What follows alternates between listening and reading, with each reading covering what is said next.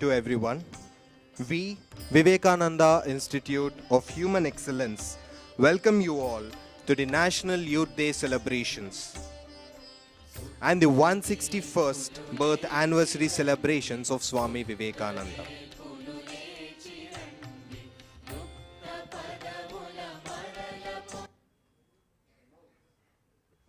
Namaste everyone. A very warm good morning to everyone. We, Vivekananda Institute of Human Excellence, welcome you all to the National Youth Day celebrations and 161st birth anniversary of Swami Vivekananda.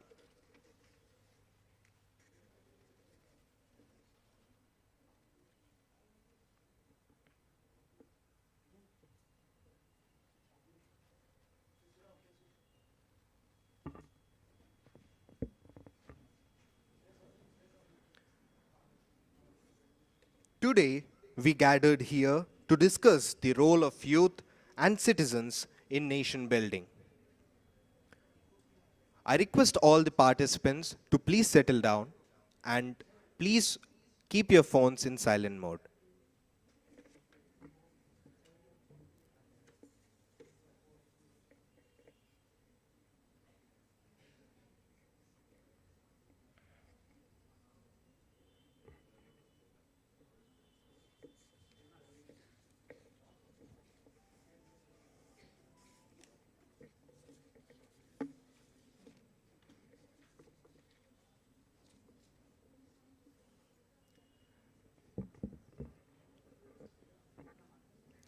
This year, we are also celebrating the 125th Foundation Day celebrations of Ramakrishna Mutt and Mission.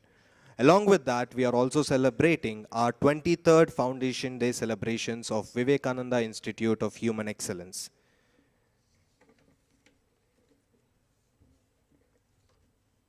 Today, we gathered here to discuss the role of youth and citizens in nation building.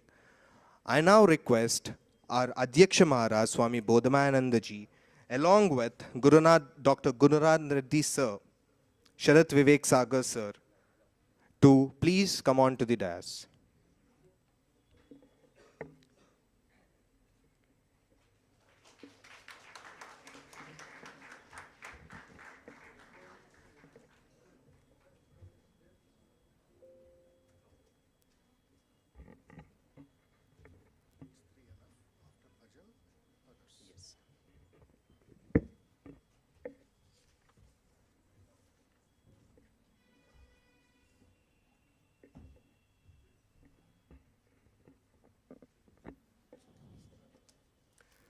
Prayers provide strength.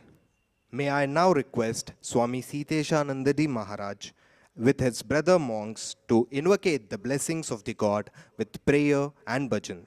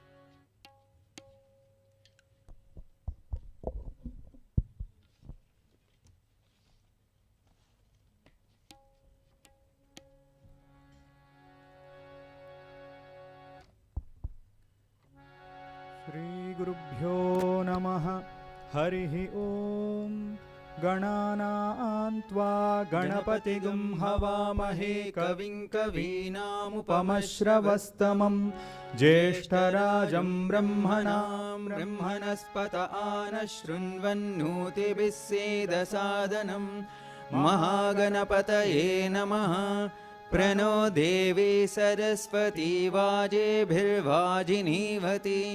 धीनामवित्र्यवतो आनो दिवो बृहतः पर्वताधा सरस्वती यजता गन्तु यज्ञं वाग्देव्यै नमः। ॐ सहना भवतु सहनौ भुनक्तु सह वीर्यङ्करवावहै तेजस्विनावधीतमस्तु मा विद्विषावहै। ॐ शान्ति शान्ति शान्तिः। हरिः ॐ। भद्रं कर्णेभिः शृणुयाम देवाः भद्रं पश्येमाक्षभिर्यजत्राः स्थिरैरङ्गैस्तुष्टुवागुंसस्तनूभिः व्यशेम देवहितं यदायुः।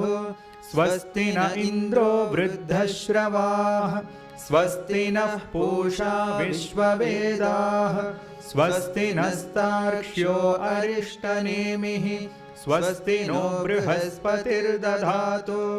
ॐ शान्ति शान्ति शान्तिः। हरिः ॐ। यश्छन्दसां वृषभो विश्वरूपः छन्दोभ्योऽध्यमृतात् सम्बभूव समेन्द्रो मेधया स्पृणोतु। अमृतस्य देवधारणो भूयासं शरीरं मे विचर्षणं जिह्वा मे मधुमत्तमा कर्णाभ्यां भूरि विश्रुवं ब्रह्मणः कोशोऽसि मेधया पिहितः श्रुतं मे गोपाय। ॐ शान्ति शान्ति शान्तिः। हरिः ॐ। तच्छंयोरावृणीमहे गातुं यज्ञाय गातुं यज्ञपतये दैवी स्वस्तिरस्तु नः स्वस्तिर्मानुषेभ्यः ऊर्ध्वं जिगातु भेषजं शन्नो अस्तु द्विपदे शञ्चतुष्पदे। ॐ शान्ति शान्ति शान्तिः। हरिः ॐ।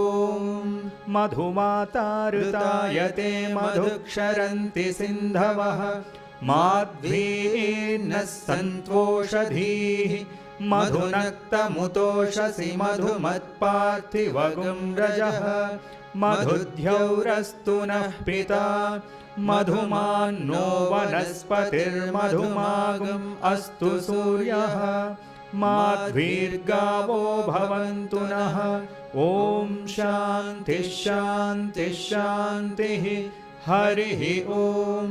पूर्णमदः पूर्णमिदं पूर्णात् पूर्णमुदच्यते पूर्णस्य पूर्णमादाय पूर्णमेवावशिष्यते। ॐ शान्ति शान्ति शान्तिः। हरिः ॐ। तेजोऽसि तेजोमयि देहि वीर्यमसि वीर्यं मयि देहि बलमसि बलं मयि देहि ओजोऽसि ओजो मयि देहि मन्युरसि मन्युं मयि देहि सहोऽसि सहो मयि देहि। ॐ शान्ति शान्ति शान्तिः।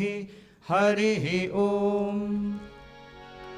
स्थापकाय च धर्मस्य सर्वधर्मस्वरूपिणे अवतारवरिष्ठाय रामकृष्णाय ते नमः।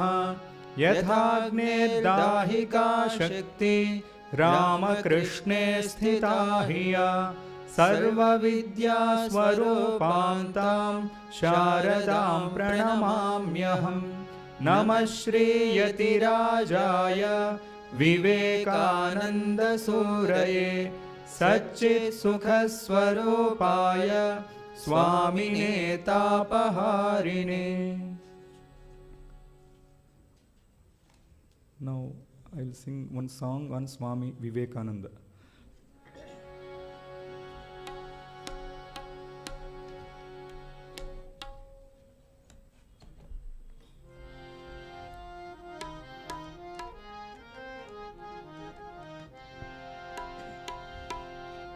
नमो नारायण विवेकानंदा नमो नारायण विवेकानन्दा नमो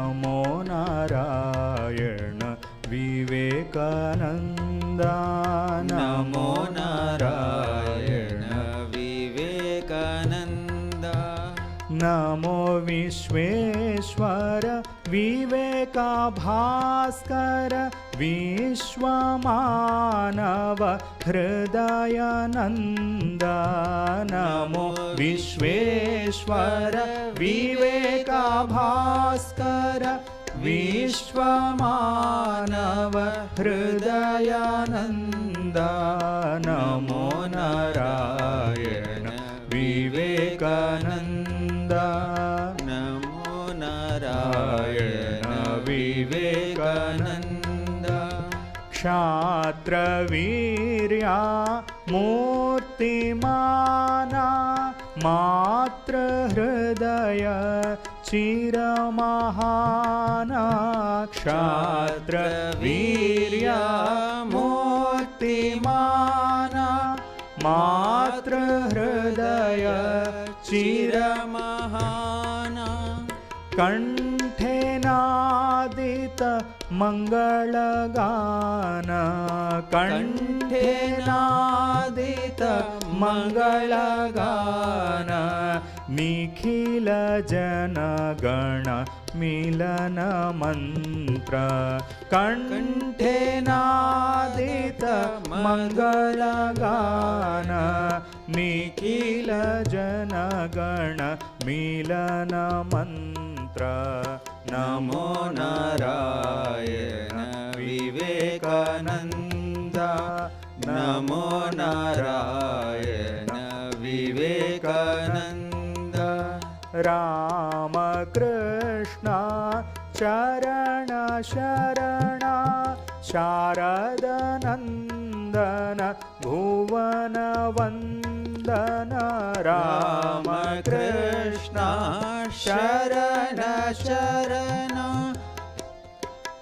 नंदन भुवन वंदन मात्र आशीष जलधि लंघन मात्र आशीष जलधि लंघन घोषिले विश्वे नव वेदांत मात्र आशीष जलधि लंघन घोषिले विश्वे नव वेदांत नमो नारायण विवेकानंद नमो नारायण विवेकानंद नमो Vishweshwar विवेकभास्कर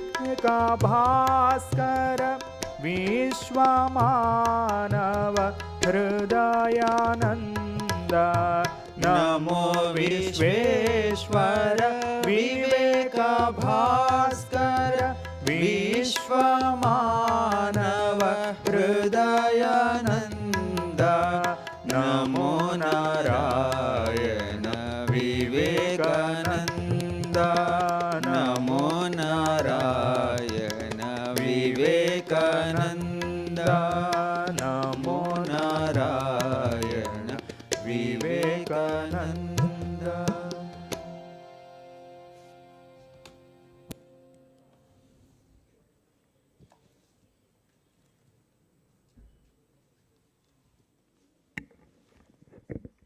Thank you, Maharaj. We now request our Adhyaksha Maharaj, Swami Bodhmayananda Ji, along with all the guest speakers, to light the lamp and start the proceedings. Lighting of the lamp is invocating the knowledge, light of knowledge and wisdom. I request all the guest speakers to accompany Swami Bodhmayananda Ji Maharaj in lighting of the lamp.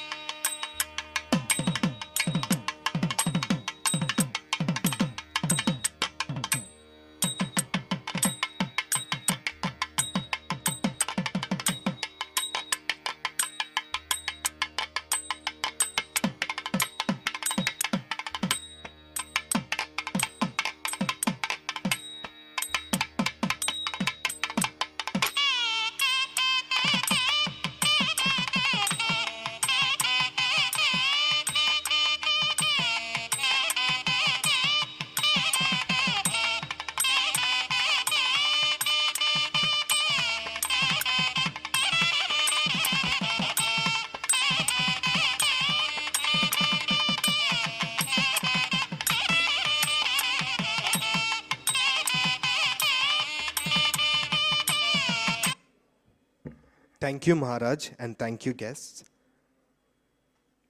May I now request Swami Bodhamanandaji Maharaj, Adhyaksha Ramakrishna Math Hyderabad, to deliver the welcome address.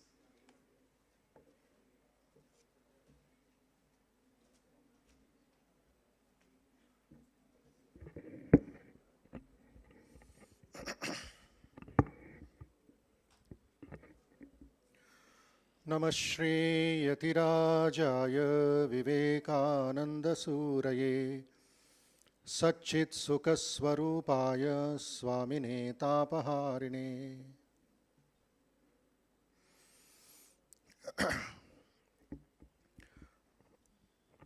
offering my salutations to Sri Ramakrishna, Ma Sharada and Swami Vivekananda, and on the occasion of the National Youth Day, which is exactly tomorrow, but we have taken one more day for celebration and contemplation. On behalf of all of you, I welcome and offer my namaskars, greetings to Dr. Gurunath Reddy, one of the topmost doctors of the city and the country, founder of the Continental Hospitals, and to Sri Srinivas, the strategist and HR professional from Hyderabad. And on stage we have the young entrepreneur and our devotee and friend, Sri Sharat Sagar, founder of the Dexterity Global from Patna. And we have Pratyusha Sharma from Cognizant Technology, Narsimha Rao, social activist and educationist. And we have two more guest speakers joining us after some time. Welcome all of you from different institutions, personal and collective, for participating in this National Youth Day, 161st birthday of Swami Vivekananda. All over the country, there is an awakening, there is awareness, there is enthusiasm, there is inspiration to think about Swami Vivekananda's philosophy, teachings in the present circumstances. And all of you will get a lot of stuff to think today, to contemplate, because Swamiji is not just for Ramakrishna Math, he is not just for temple worship, he is for transforming the country, transforming our life. So end of the day, wherever you are, whatever you do, my dear young friends, brothers and sisters, please keep in mind learning, relearning, and unlearning. These three are the key to knowledge. I repeat again, learning new things, unlearning useless things, and relearning, even if you know it, there's nothing as relearning. That's why there's something called revision in your colleges. So we have to relearn many things. We have misunderstood, we have misinterpreted and miscalculated, and we have become misdirected missiles, misguided missiles. Lot of energy going out in unwanted politics, unwanted things. And thanks to media, thanks to the best friend in your pocket, that consumes 50% of your life energy. The moment some boys and girls come to such greenery, they don't think of Vivekananda and God, they think of their own wonderful face. And according to, I don't know, Gurunath Reddy would appreciate, according to American Book of Psychology, those who take selfies are all madcap people. You have come to a different atmosphere, not college or not cinema or not Indira Park. Your face is same, beautiful, ugly, wonderful. But you have come to Vivekananda, who is Surya Bhagavan. You forget Vivekananda and you think of only of your nose and eyes. And take selfie nicely, don't become cat, dog and mad. All sorts of things and put like this. Why animal nature? You are a human being. And then you put it in the Facebook and you expect likes. This is India today. And we are speaking national development, GDP, and Jai Shankar, the foreign minister, is defending India left, right, center, where we are not defending our own mind. There was a standing ovation in the United Nations for Jai Shankar's presentation in defense of India. And all these were done 125 years ago by the monk, by a sannyasi, who built an organization. Few minutes back, Srinivasji was talking about how spirituality is neglected in the HR or in the corporate world of India. But look at Ramakrishna Mission, started by a monk. Not a Birla, not a Tata, not a Ambani, not a industrialist or a Congress party president, but a sannyasi who doesn't have bank balance. And that organization, my dear young friends, is 125 years old. We are celebrating the 125th anniversary of a monastic organization which is going around left, right, center, the whole country. And you have come where Hyderabad is only a branch of that big tree called Ramakrishna movement, started 1897 in Kolkata with 40 people. As on today, we have 312 branches, where Hyderabad is only one branch, which is so big and so beautiful and so dynamic.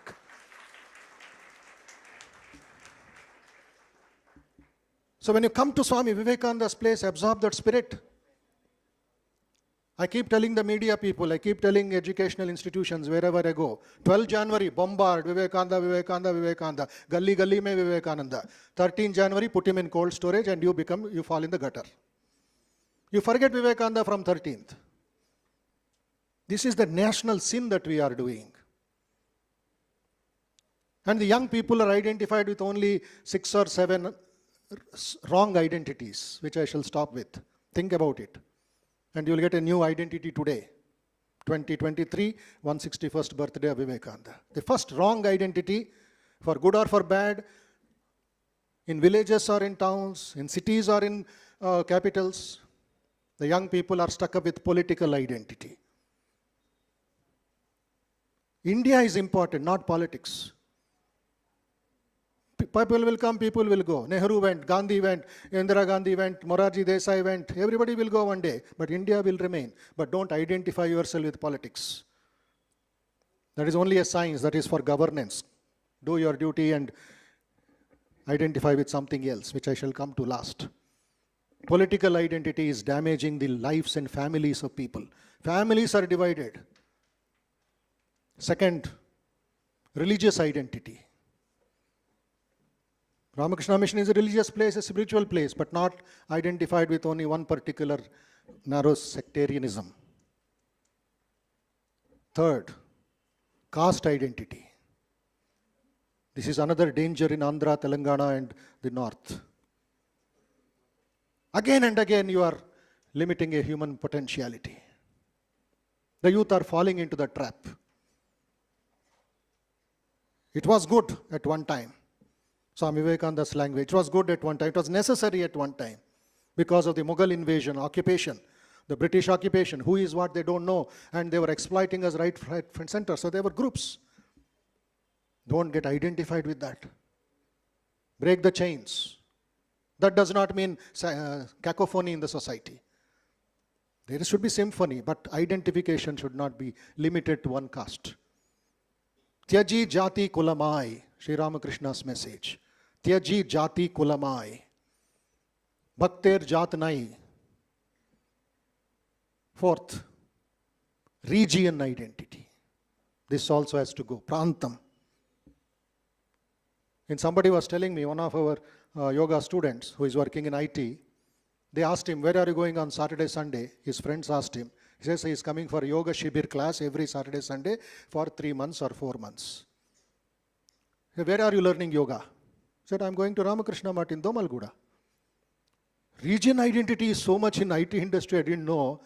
This friend is commenting, it seems. That is a Bengali organization. Kya baat hai? Kahan se aa gaye murgi? What a nonsense he is talking. I told him, you educate that fellow, or please come here, bring him to me. I'll give him 1 hour lecture, drill his mind. Bengali organization. See, nonsense. Again, Prantam. Swamiji said, I don't belong to Bengal. I don't belong to India also. I belong to the entire universe. Universalism is my ism, he said. Wherever he go, he was accepted. And he accepted everybody. Region identity, big problem. Another big drama going on in politics is language identity. What is your problem in learning other languages of the country? Why are you stuck up with Telugu or Tamil or only Kannada? In Ramakrishna Mission, that is uniqueness. We learn all languages because we may be transferred anytime, anywhere. We are ready for that. We are an army. No language is good for us or great for us. Everything is for communication. Bhasha. I have no problem in talking in Tamil with auto driver or a marketer. This one 13 years in Madras. I have no problem in talking Bengali. I have no fear in going to Kolkata or any village in Bengal. Or Telugu, my mother tongue. Kannada, no problem. And Hindi, of course, it is there in schools and colleges. Spoken English, spoken Hindi. Our boys and girls don't want to learn other languages, but they want to learn German, French and Japanese. Kya baat hai? Because they give you job and they give you some dollars. Huh? Why don't you communicate with somebody freely in Kannada in Bangalore if you are posted there through your company? This is another language identity. These are narrowing down our life. Very sad. But Swamiji broke the barriers at the time, my dear young friends. And two more identities for fun and for serious business is the mobile identity. Everybody have mobile. What? Use it for communication. You can use it for cyber crime also today. Why so much obsession? Last identity, all of you are familiar, and you will smile at me when I say cinema identity. Great people, eh? They are good actors. Is Paramveer Chakra, Subedar, Jogendar Singh Yadav your real film, your real hero, or somebody who acted in border film is a real hero? Identification, so much. And last identity you should have, apart from all these, is your self-identity. Dikshatriya balam, brahma tejo balam balam. This is what Vivekananda wanted from all this young battalion here. Ashishto, Drudishto, Balishtaha. Do you have it? Sri Ramakrishna refers to a small incident of a Nastika, an atheist, who went on ridiculing worship, image worship, ridiculing the existence of God. And this fellow one day had to climb 50 steps in a building. 50 steps. He climbed 1, 2, 3, 4. By the time he climbed 25, he was exhausted and fell down. Sri Ramakrishna says, hopeless fellow, he does not have strength to climb 50 steps. He is claiming the non-existence of God. No stamina, no energy, and he thinks he can say God is not there. First, gain some energy, gain some fitness, gain some mental strength before you deny something or accept something. And Swami Vivekananda wanted Youth Day celebration, National Youth Day, recognized by the Government of India in 1985. And think about it. This is not the time for that class. It's just a small address I am sharing with you. Kshatra Viryam Brahma Tejas. Combine that in your life. The strength of a soldier and the meditation of a rishi. Meditation of a Buddha. Can you combine both? In management, we talk today in IIMs about Raja Rishi concept. Rajanascha Rishayascha te Raja Rishihi. A king outside and a rishi inside. That is real personality. Brahmacharya is the real call of Swamiji. When he uttered those 5 words in Chicago, September 11th, 1893, Sisters and Brothers of America, 7,000 people clapped for what? Not for his English. Not for his handsome face and his new presentation calling them sisters and brothers. He himself answered why there was an instant reaction in the West. Why they accepted him within 3 minutes.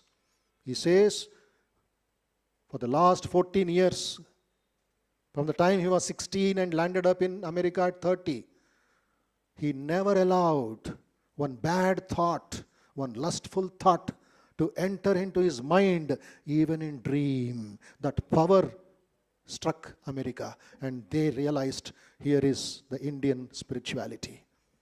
Kshatra Viryam Brahma Tejas. Today all sorts of crimes, all sorts of malpractices, all sorts of, which is exposed, washing dirty linen in the public place. But at the same time, extremely wonderful people are there, where media doesn't go. Here is Sharat Sagar, extremely wonderful young entrepreneur. giving up all his fashion, giving up all his costly dresses and American degrees and wearing just this 24 hours, 365 days, sacrificing his life for the sake of Swamiji. Taking out the most ordinary village boy and sending him to Harvard University to get international exposure and come back and serve the motherland. And he did it, and he expects the students of India to do it. He's Harvard University graduate. He just foo-fooed Harvard University graduation. But they waited for him for 4 years to give him the seat because of his character and because of his spirit of leadership. Simple boy.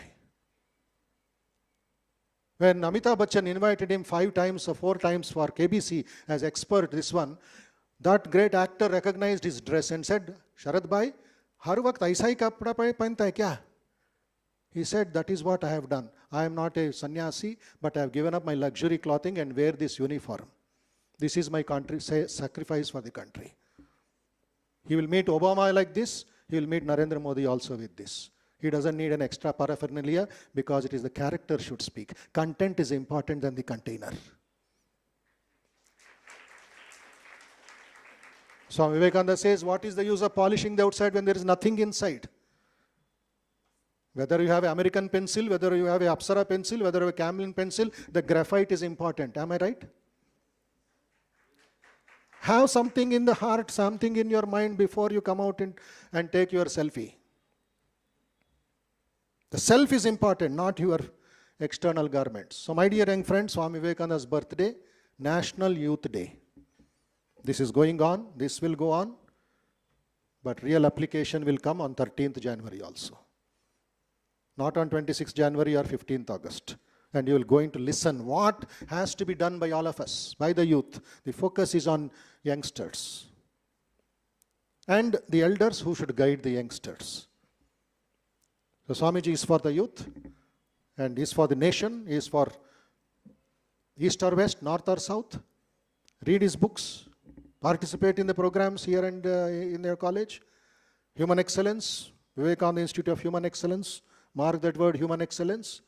Swami Vivekananda says, teach yourself, teach everyone. 2 points. Teach yourself, teach everyone. Andarki nerpinchu, nuvu nerchuko. What should you teach? Computers, business, management, medicine, outside they are there. But you should teach your real nature. Teach yourself, teach everyone your real nature. Combine it with your career, and you are a divine personality. And what will come if you teach that real nature? What is the benefit? What is the utility? Utility is 5 things which you all want. Power will come, glory will come, goodness will come, purity will come, and everything that is excellent will come. Is there anything else that you want? You want power? It will come. You want position? It will come. Glory will come. Goodness will come. Everything that is excellent will come. Will come. This is the language Vivekananda used 1897 in Kumbakonam, before 5,000 people near the temple of Bharadashwar. Look at the master stroke. I repeat again, and you repeat with me, then we'll go forward. Teach yourself. Teach everyone his or her real nature. Call upon the sleeping soul and see how it awakes. Power will come, glory will come, goodness will come, purity will come, and everything that is excellent will come. When this sleeping soul is roused to self-conscious activity, strength is life, weakness is death. These are Maha Mantras which Swami Vivekananda gave in many places, many ways. So his birthday should be a memorable day in your life, should be your participation and offering tribute to the man who has done so much for us without entering into the politics or the government, and contribute something back to nature by your own life and achievements, and see that hum honge kamyab ek din, to see what Vivekananda's vision of New India is, of the youth of India is. May God bless you. Welcome to all of you. Have a joyful learning, fruitful learning, purposeful learning, and go back inspired and come back tomorrow again for the actual birthday. Today it's like a trailer, a prelude, an introduction only. Tomorrow is the actual day, where you find much more dynamism, much more enthusiasm in the youth and in the country. Thank you very much. May God bless you.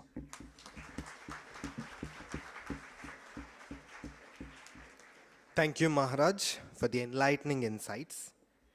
Taking forward the Swami Vivekananda's message, life building, man making, character making, and nation building, I now request our Balavikas student, Pranati from class 10, to recite the powerful teachings of Swami Vivekananda.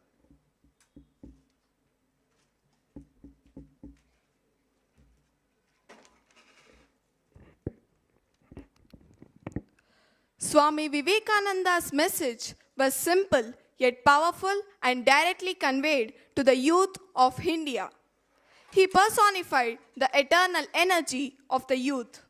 Thus, it is entirely fitting that 12th January is celebrated as National Youth Day to rekindle the eternal message of this great son of India. But what is his message for the youth? Swamiji said, "My faith is in the younger generations, in the modern generations. Out of them will come out my workers. But what we want are some young men who can renounce everything and sacrifice their life for their countries. I'm sure they'll solve their problems like lions. Men, these are wanted, and everything else will be ready. The strong, vigorous, believing young men, and everything else will be ready. 100 such, and the whole world will become revolutionized. Work among those young men who can devote their heart and soul for this one duty, the duty of raising our India. Awake them, unite them, and inspire them with the spirit of renunciation." Swami Vivekananda was a prolific writer, a marvelous poet, a social reformer, and finally, a great source of inspiration to all of us. For real education, Swamiji said, "We want that education by which our character is built, our strength of mind is increased, intellect is expanded, and by which one can stand on their own feet." Referring to character building, Swamiji exhorted, "Neither money pays, nor name, nor fame, nor learning. It's character that can cleave through adamantine walls of difficulties." And for building of leadership, Swamiji proclaimed, "One must crush one's own self under the feet of the community. One must be the servant of the servants. There shall be no shade of jealousy or selfishness. Then you are a leader."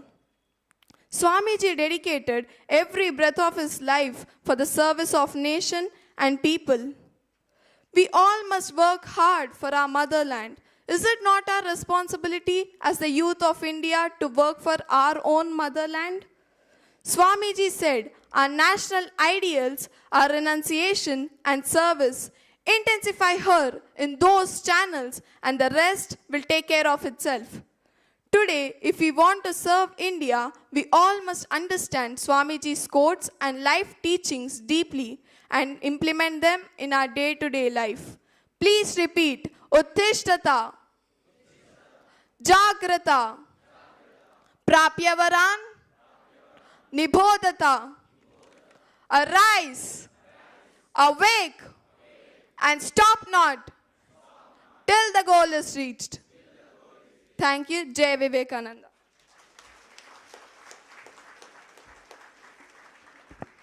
Thank you, Pranati. It was a powerful presentation. I take the immense pleasure to introduce Sharath Vivek Sagar sir. Sharath Vivek Sagar sir is a globally renowned social entrepreneur, noted thought leader, powerful orator, and a widely followed youth icon. Sagar sir is the first Indian to be elected president of the student government at Harvard Graduate School of Education. Raised in small towns and villages of Bihar, Sagar sir founded the national organization Dexterity Global at the age of 16. Today, leaders trained in the dexterity system have received over rupees 114 crores in scholarships from top universities across the world, served as India's youth ambassadors to the UN, won national and international awards, and started their own leadership initiatives. President Barack Obama invited Sagar Sir to the White House. Forbes listed him on the global Forbes 30 under 30 list. Rockefeller Foundation inducted him in the list of 100 next century innovators. The Nobel Peace Center invited him to the Nobel Peace Prize ceremony. The Queen of England included him in the Queen's Young Leaders list. India's most watched television show, The Kaun Banega Crorepati, invited Sharat Sagar Sir as the youngest expert on the show. After a stirring speech at Vivekananda Memorial in Vadodara, India's leading media house, Divya Bhaskar called Sagar Sir the Vivekananda of 21st century. Besides his organizational leadership, Sagar Sir is regarded as a firebrand orator and thought leader and is invited to speak over 250 major stages across 20 plus states in an average in a year. Sagar Sir reaches over 5 million people per month on social media. Michigan State University put Sagar Sir on their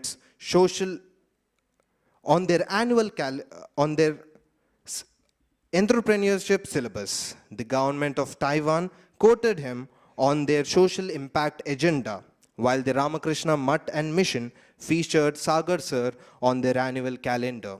In 2022, Dainik Jagran bestowed upon Sagar Sir the Editor's Choice Award for the India's youth icon for representing the bold face of young India and redefining education and leadership for millions of young Indians. I take the immense pleasure to invite Sagar Sir and to deliver the keynotes for today's program.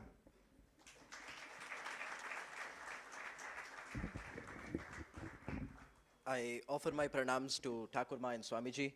My pranams to Srimad Swami Bodhmayananji Maharaj on the dais, our respected guests present here on the dais, those in attendance here in the auditorium. My namaskars to everybody who's present. Just few quick remarks. There was one statement about the Vivekananda of 21st century. That should not be taken seriously. A dedicated worker of Swamiji in our times is something that is better suited. Volume is fine, I'll increase mine after some time. Second remark is when Swamiji started speaking, the temperature there was 23 degrees. After he finished speaking, it was 25 degrees. So I hope that Swamiji's message has already warmed up the atmosphere. What a wonderful year to be young and to be an Indian. Swami Vivekananda's 161st birthday, 160 years completed of his arrival on this planet. Ramakrishna Mutt and Mission is celebrating 125 years of its founding. India has just completed 75 years of its political independence. And overall, it is just fascinating where we are entering. We have also assumed the presidency of G20. And when you look at it, over 160 years of Swamiji's arrival, 125 years of Ramakrishna Mutt and Mission's founding, 75 years of India's political independence, and the assumption of G20 presidency. Look at what Swamiji said 125 years ago, 130 years ago. Right now, as you might be seeing all across the country, there is conversation about G20 presidency. People ask, what will India say to the world? What will India's message to the world be? And Swamiji so beautifully put it out there a century and a quarter ago, that India's mission in the world is to guide humanity. And when we look at the world order today, India has an important role to play for the world and for its own citizens. Now, many people in those times might have wondered if everything that Swamiji says can come true. In 1897, he said, independence will come in 50 years' time. Till then, all we should pray to is Mother India. That should be the only goddess that we remember. And in 1947, we saw our independence. Swamiji said that India's coming glory will be so great that its past glory will fade in front of it. That is the greatness that India and Indians are headed towards. Many times people wonder how that would come, and Swamiji gave that responsibility to all of us. He said, as a young student from Balavikas quoted, that my faith lies in the younger generation, the modern generation. Out of them will come my workers who will solve out this whole problem as lions.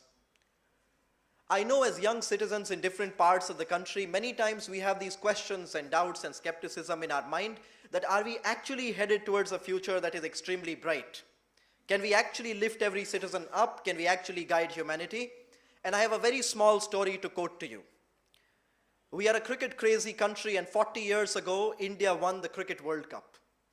It was a matter of great significance because this was a sport that we did not play. It was one that was not introduced to us many times by choice. It is because we were colonized.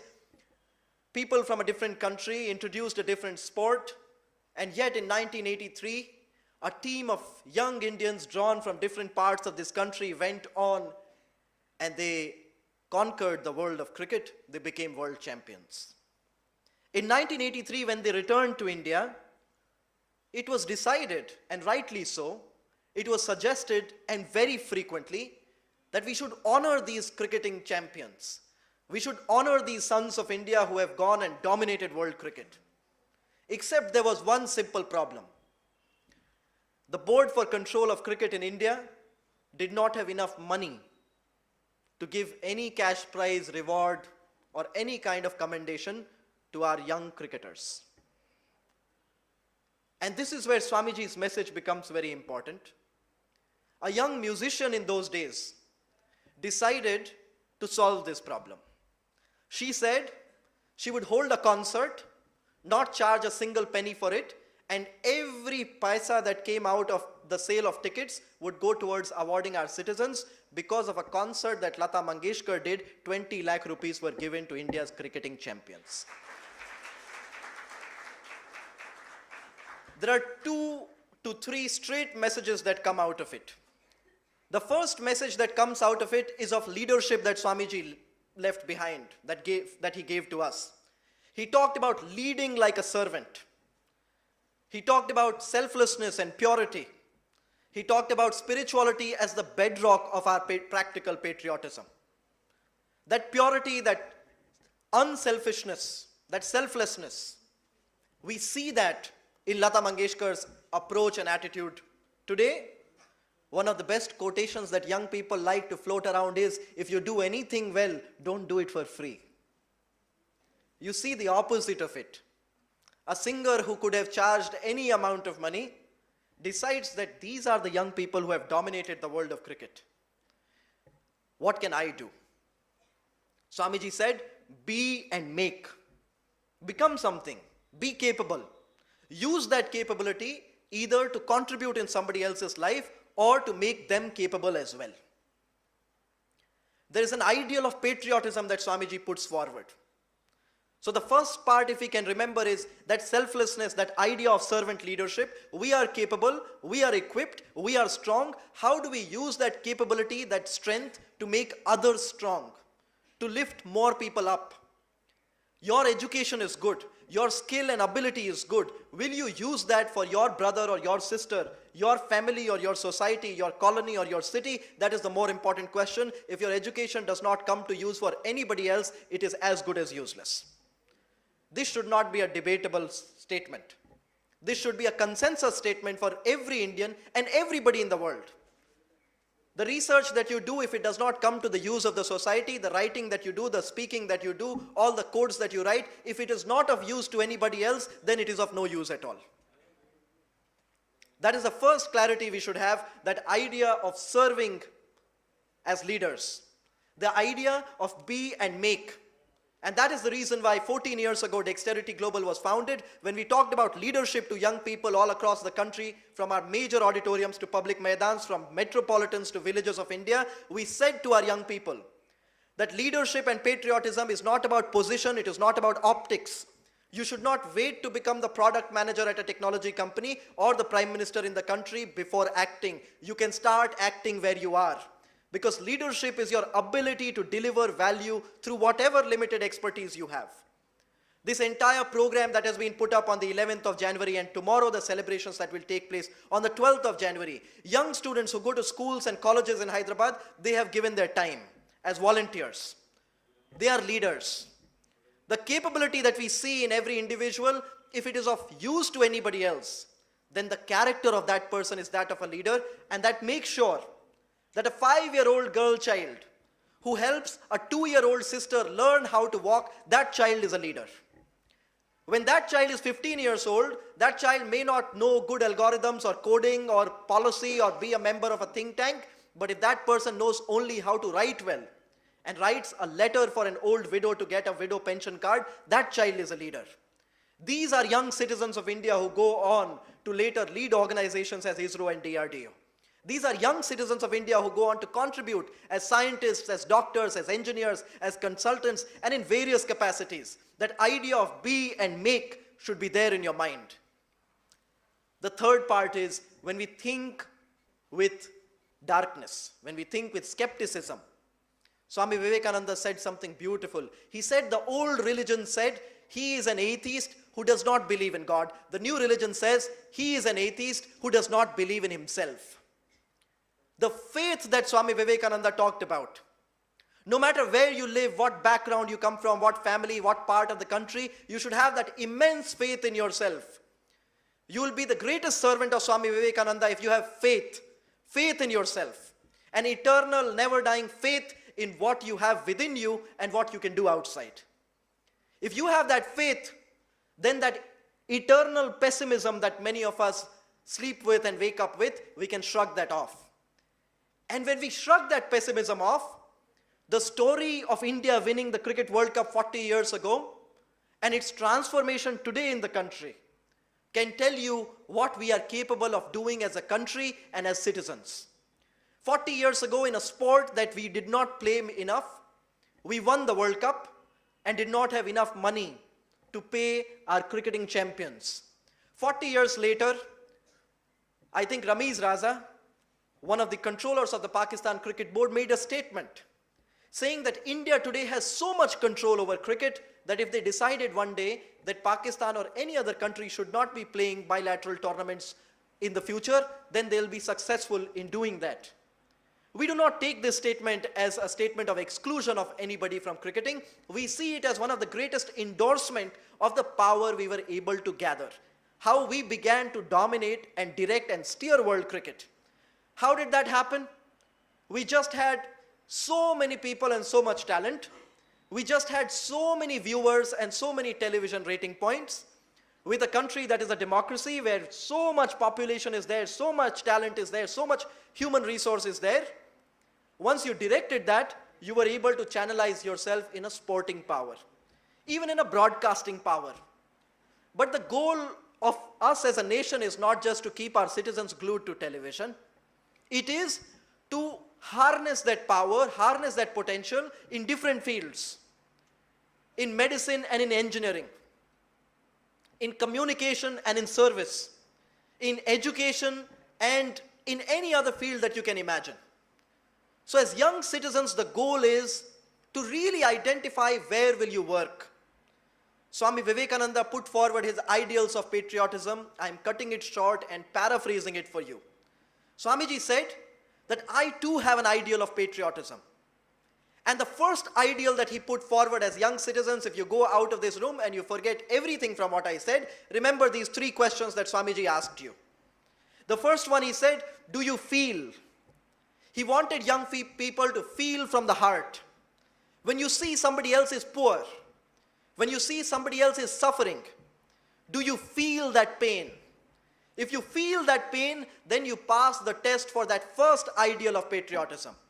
If you are somebody who has started living that life of my way or highway, my life, my rules, then you fail that test.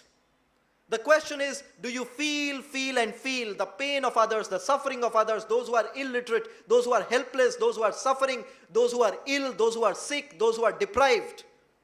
If you feel, then that first step of patriotism you have taken. But Swamiji was not just another individual, just another saint, just another monk. He puts forward the second ideal of patriotism. He said, it is good that you feel, but have you come up with a plan? Just sweet talking will not be enough. Have you come up with a practical solution to take away that pain or take away that suffering? Every day in your classrooms, in your colony, and even as entrepreneurs and leaders in this country, you should be coming up with those practical solutions.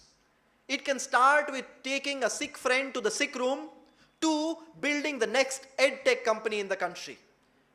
Making sure that healthcare is more affordable and accessible for everyone in the country. Making sure that science and agriculture can go hand in hand. Making sure that education is made both entertaining, enriching, and affordable at the same time. There are so many practical solutions that you can implement from a very small scale to a very large scale. Then Swamiji puts forward the third ideal of patriotism and the final ideal. It is good that you've come up with a practical solution, but even if the whole world went against you, even if you lost all your name and fame and glory, even then will you continue walking the same path? If yes, then you are a true patriot. This is something that you have to decide as young citizens of India. Will your life be lived only scrolling through Facebook and Instagram, uploading a few posts and reading a few posts, making a little bit of money and dying uselessly? Or you will identify one thing in your family that pains you today, where there is suffering.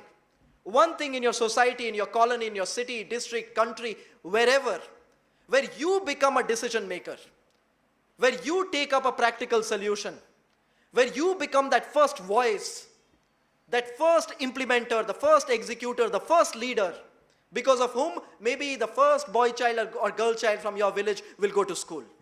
The first child from your family will get the same kind of opportunities that every child should get. That a neighboring village or a neighboring colony or a neighboring slum area also gets medicines when the mothers are sick or when the children are hungry. That is a question you have to ask yourself. Do you feel enough that it moves you to action? And once you begin feeling, your education will be put to use, your abilities will be put to use, your qualities will be of use to the society. Now, way too many people want to take those practical solutions as part of college clubs and service schemes. But after 2 months, 3 months, 2 years, 3 years, they begin complaining. That, oh, nobody cooperates, it does not matter, it is not going to do anything. No. There can you persist? Can you continue working? Can you remember that great ideal that till the night man had landed on moon, it was a daydream and a nightmare that we could land on moon. It was only the day when we landed that it became a reality. Till the night we achieved freedom, it was a daydream and a nightmare that we would achieve freedom one day. It was only when we achieved it that it became a reality. Likewise, curing cancer or sending every child to school or lifting everyone and making them prosperous may look like utopia to you today, but it will become a reality the day you make it happen. For that reason, you need to make sure that feeling alone is not enough, practical solutions alone are not enough. You have to ensure that you are those who take those actions. I want to conclude with a very small story. The first part you have heard every day maybe in your life growing up. The second part I'll leave you with. We all have heard the story of a cap seller who used to sell cap every day. One summer afternoon, he was walking down a track, walking down a road, and he felt very tired. So he took a detour, he got off the road, he went and he sat under a tree and he fell asleep. After some time, he woke up and he saw all his caps were gone. The only cap that was remaining was on his head. He woke up, he walked 5 steps forward, looked back at the tree. All the monkeys on the tree had a cap on. So he scratched his head and he saw all the monkeys scratched their head. Then he touched his nose. He saw all the monkeys touched their nose. And he understood. So he took his cap and he threw it on the ground. He saw all the monkeys threw their caps on the ground. He went, collected all the caps and got going. This story majority of you have heard. Yes or no? The second part of the story you have not heard. 20 years later, another cap seller was going down the same road. Summer afternoon, got tired, took a detour, went and sat under a tree, kept his caps on the side, sat down, fell asleep. 1 hour later, he woke up. Caps were gone. The only cap remaining was on his head. This time he did not worry. He was confident like all of you are in life right now. Confident, right? Everything is fine. Something will happen. So he was fine. He walked 5 steps forward. He looked around. He looked at the tree. He saw all the monkeys had caps on. He scratched his head. All monkeys scratched their head. He touched his nose. All the monkeys touched their nose. He took off his cap and he threw it on the ground. One young monkey came running down, picked up the cap and said, "Did only your father tell you the story?" And he put it on and he went up.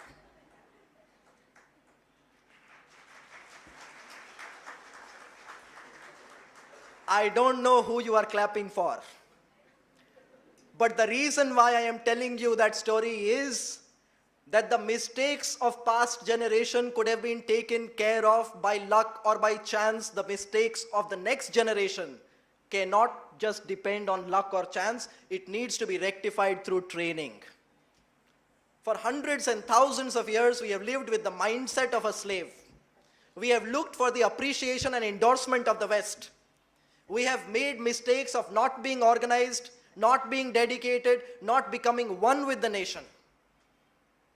For our generation, we cannot depend on the scratching of head and touching of nose and then hoping that the monkeys will throw down the cap, because even animals learn in one generation. Swamiji has given us this great gift that well within this generation, we learn through training and we show it through action. Jai Hind, Jai Bharat.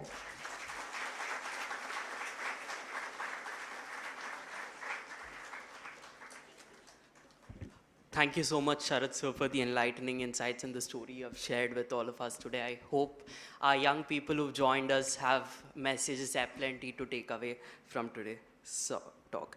I take immense pleasure to welcome Dr. Gurunath Reddy sir.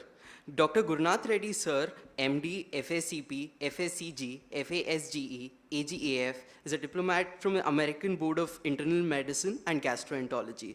He is a pioneer in healthcare and is the chairman and managing director of Continental Hospitals. In 2008, he was elected as president of the Houston Academy of Medicine, and in 2011, he was the first Asian and Indian president of the Harris County Medical Society in its 110-year-old history. May I now request Dr. Gurunath Reddy sir to come on and address the gathering.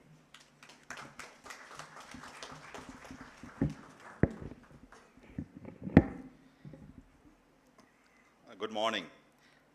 His Exalted Highness, the Eternal and the Immortal, Swami Vivekananda Ji, His Divinity, Sri Bodhyananda Ji here on the podium, my distinguished guests on the podium, Sri Sagar and Srinivas, and my great friend and a wonderful woman-inspiring leader, Pratyusha Sharma, and other associates of this wonderful organization, and the youth. Most importantly, we have gathered here on the occasion of the international, the occasion of the youth celebration in this country on behalf of Swami Vivekananda and his 164th birthday. You know, when I walked in this morning, it was so inspirational because my memory lane went back 40 years. I was in this premises as a young medical student, accompanying my father for several years to listen to Swami Ranganathananda Ji every Sunday. This was a hall right across this walkway. But now this has become stepping here after spending 30 plus years in the US and coming back to Hyderabad and starting a hospital. I never had an opportunity to come back to this place. And thank you, Pratyusha, for giving me this opportunity, this morning to be here. truly I developed goosebumps in the sense the influence of Swami Ranganathanandaji's teachings on behalf of Swami Vivekananda and Swami Paramahamsa had a tremendous bearing on my career and my future, which I'll take in the next few minutes to narrate how this influenced me. Before we moved into this area, the ashram, the Ramakrishna Mutt was in Secunderabad. I was only 13 years old. And my father was a great follower of this movement. And as young, I did not understand much about spirituality.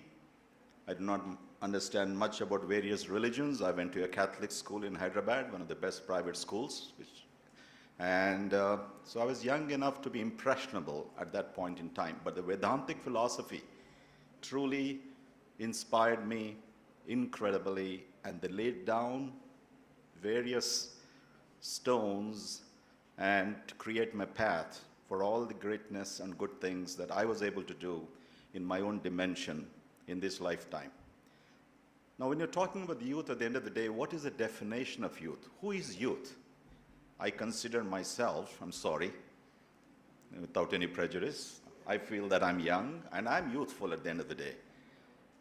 So when you browse through any book or Google and trying to find the age or definition of the youth, there's a huge disclaimer that comes in that many countries have deliberately or have not really ventured forward to define the range of youth. So the United Nations came forward and said, for the sake of statistics, we'll define youth as someone between the age of 15 and 29. The Indian government has identified 15 and 25. The Indian government identifies youth as 15 and 29. Okay, but as far as I'm concerned, the great book of Deepak Chopra, I don't know how many of you read 20 years back when it's one of his first books that he wrote, An Ageless Body and a Timeless Mind, truly defines that as long as we believe that our body is ageless, that we're able to physically work, and our mind is still as strong as on the day that we were born, and we can cultivate that spirit, then we can be as young and youthful as ever. Now, that said, what is happening across the world about the youth? We have listened to the very powerful, inspiring speeches from both Swamiji and Mr. Vivek here. See, youth today is never in the history of the world the opportunity or the power youth has ever been felt. More than half of the world is youth under the age of 30. 1.8 billion people are between the ages of 15 and 25 across the globe. In India itself, 55% of the population is in that definition of youth. The average age of the Indian today in 2023 is 29 when compared to 38 of China, 39 of United States of America, and 42 of Japan. So what does that mean? We talked about a few minutes ago by my predecessors, the powerful engine, a roaring engine that is being built in this country to make enormous changes to the call of Swamiji in the 19th century. What he aspired for our nation to be in the world of nations at the end of the day and to take that leadership. His amazing speech, which I have read as a youngster, at the World Parliament of Religions, what he delivered at the age of 29 or 30, was absolutely inspiring, which I recommend to every one of you here. Read that not once, not 10 times, not 20 times, but hundreds of times. Every word and the message, every expression of his speech, is so profound that if you put into practice, that will be something amazing in our lives. Let me tell you my own story. I was born in Hyderabad, went to medical school, Usmania Medical College in Hyderabad. I was going to school, I was going to a medical college, then before that I was an intermediate college here. So I was always kind of interested to do something beyond what I was doing. Exactly going to school, getting ranks. My father wanted always to be first. If you're second, it's not acceptable, all the pressure that I grew up. But then my relaxation was, can I do something? So I joined the Interact Club, which is a youth wing of the Rotary movement in those days. I'm talking about 1972.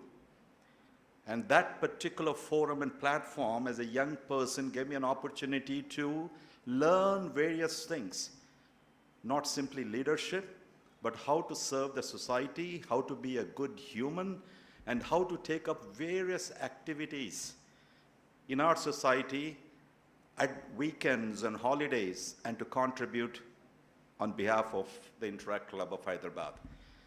Then once you're 17 or 18, then you become the Rotaract Club, which is the youth wing of the Rotary movement at that point in time. So we have done more than 100 health camps. We have opened dialysis centers. We opened blood donation. We organized blood donation camps. We went to the rural areas. You know, there was no Sunday that I was free. No one asked me. No one demanded from me. But it was that passion within me to help, to serve, to give something back. Even in that young age, whatever that I was learning, I was fortunate enough to go to one of the best private schools. You know, how could utilize my time other than those who are going to the cinema halls or probably sleeping more or doing nothing? So this self-awakening is what Swamiji has said and what we have been echoing this morning is extraordinarily important in each one of us. Unless and until we have the self-awareness of us and feel that we are something great, we are divine in ourselves. You know, we can achieve things, we can make a change in this world. Unless and until that dawns in you, we will not be able to do what we want to do. So Swamiji's message was very simple. He said, for you to identify God or believe in God, first believe in yourself and first have the divinity within you. You be the divine incarnate, which will help you and facilitate to reach God. And unless and until, you know, you do not feel or do not have the divine incarnation, you're just going to a temple or just going to a place of religious worship and all will not help you. Believing in yourself, having faith in yourself is all that is needed at the end of the day. You know, we take many risks in life. As Swamiji clearly quoted in one of the great quotes, which says that always take risks in life. You know, sometimes when you take risks, you succeed, you win. And he also said that if you don't win, guide. Very profound. You cannot stay away, listen, I think, you know, I cannot do this.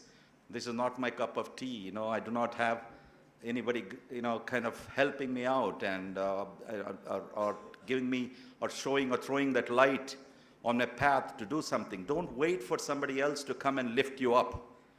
You try for the most part in your lives, just like I feel when I reflect back, you know, 40, 50 years ago, no one told me.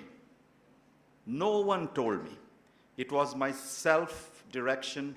It was my own, you know, need, you know, for me to do something as an individual that I went forward. Then I helped my brothers. Then I helped my sisters, and then many friends who joined these organizations. And several of them today have become fantastic leaders across the globe. These forums have helped us to become something extraordinary.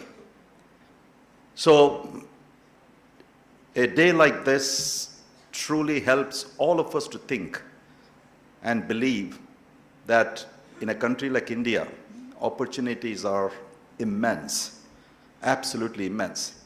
As Swamiji said earlier, yes, we are surrounded by a cacophony of so much bad information. You wake up in the morning, you read the papers, you nothing but political shenanigans. This party, that party, this party, you know, I wonder about it. The press, the publications, where have they lost their moral compass? How could a nation's citizens be, you know, inspired when there are such great inspiration stories? Couldn't they have carried on the front page of papers today, you know, the celebration of Swamiji's, you know, the youth festival or whatever that he has contributed, a fantastic, great write-up. When you wake up in the morning and read these papers or have in your iPhones or cell phones, and how inspirational that could have been. So we need a lot of change in our society. Now, who's going to bring that change? 75 years of independence of this country. We still have to really achieve so much. So much.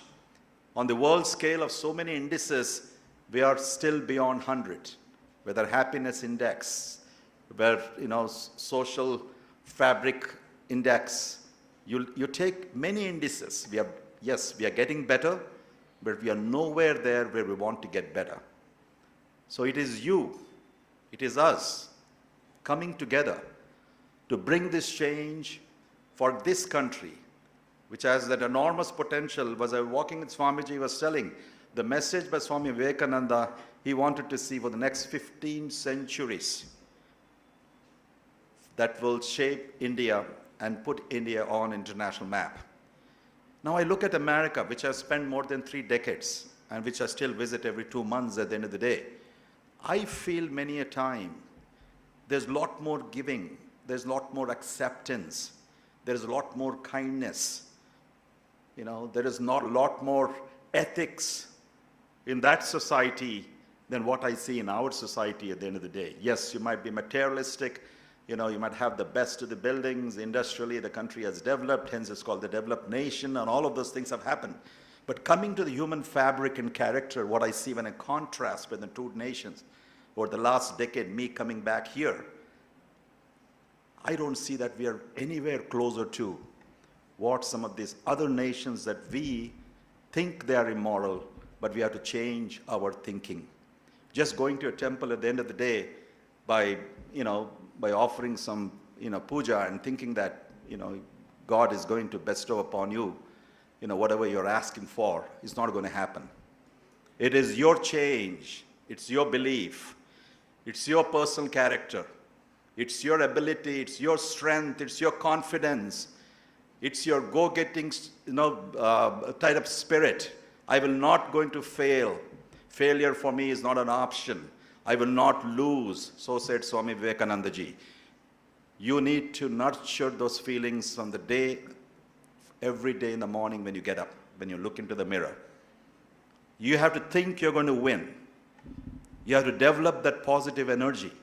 Those Sundays when I was coming here, we all know that Sundays usually gloom and doom days, correct? So Monday morning you have to go to work.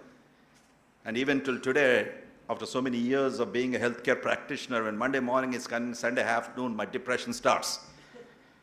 But for me, the elation was coming and listening to Swami Ranganathanandaji in those days, and I felt back and walked with my father back home.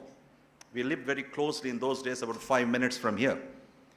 It was so inspiring. I could ease into my Monday morning schedule. But those fantastic interpretation, whether it's Gita or principles of Vedanta, or whether it's talking about Vedas or day-to-day examples, the various anecdotes, is inspirational. And what we see today in the youth, when I look around, depending upon which spectrum of society, does not matter perhaps sometimes. Doping, dating, drinking has become the moral virtues for many. And all this only to lead to delirium, despondency, depression, and basically blaming at the end of the day, we have failed. Society is failing us. You are society.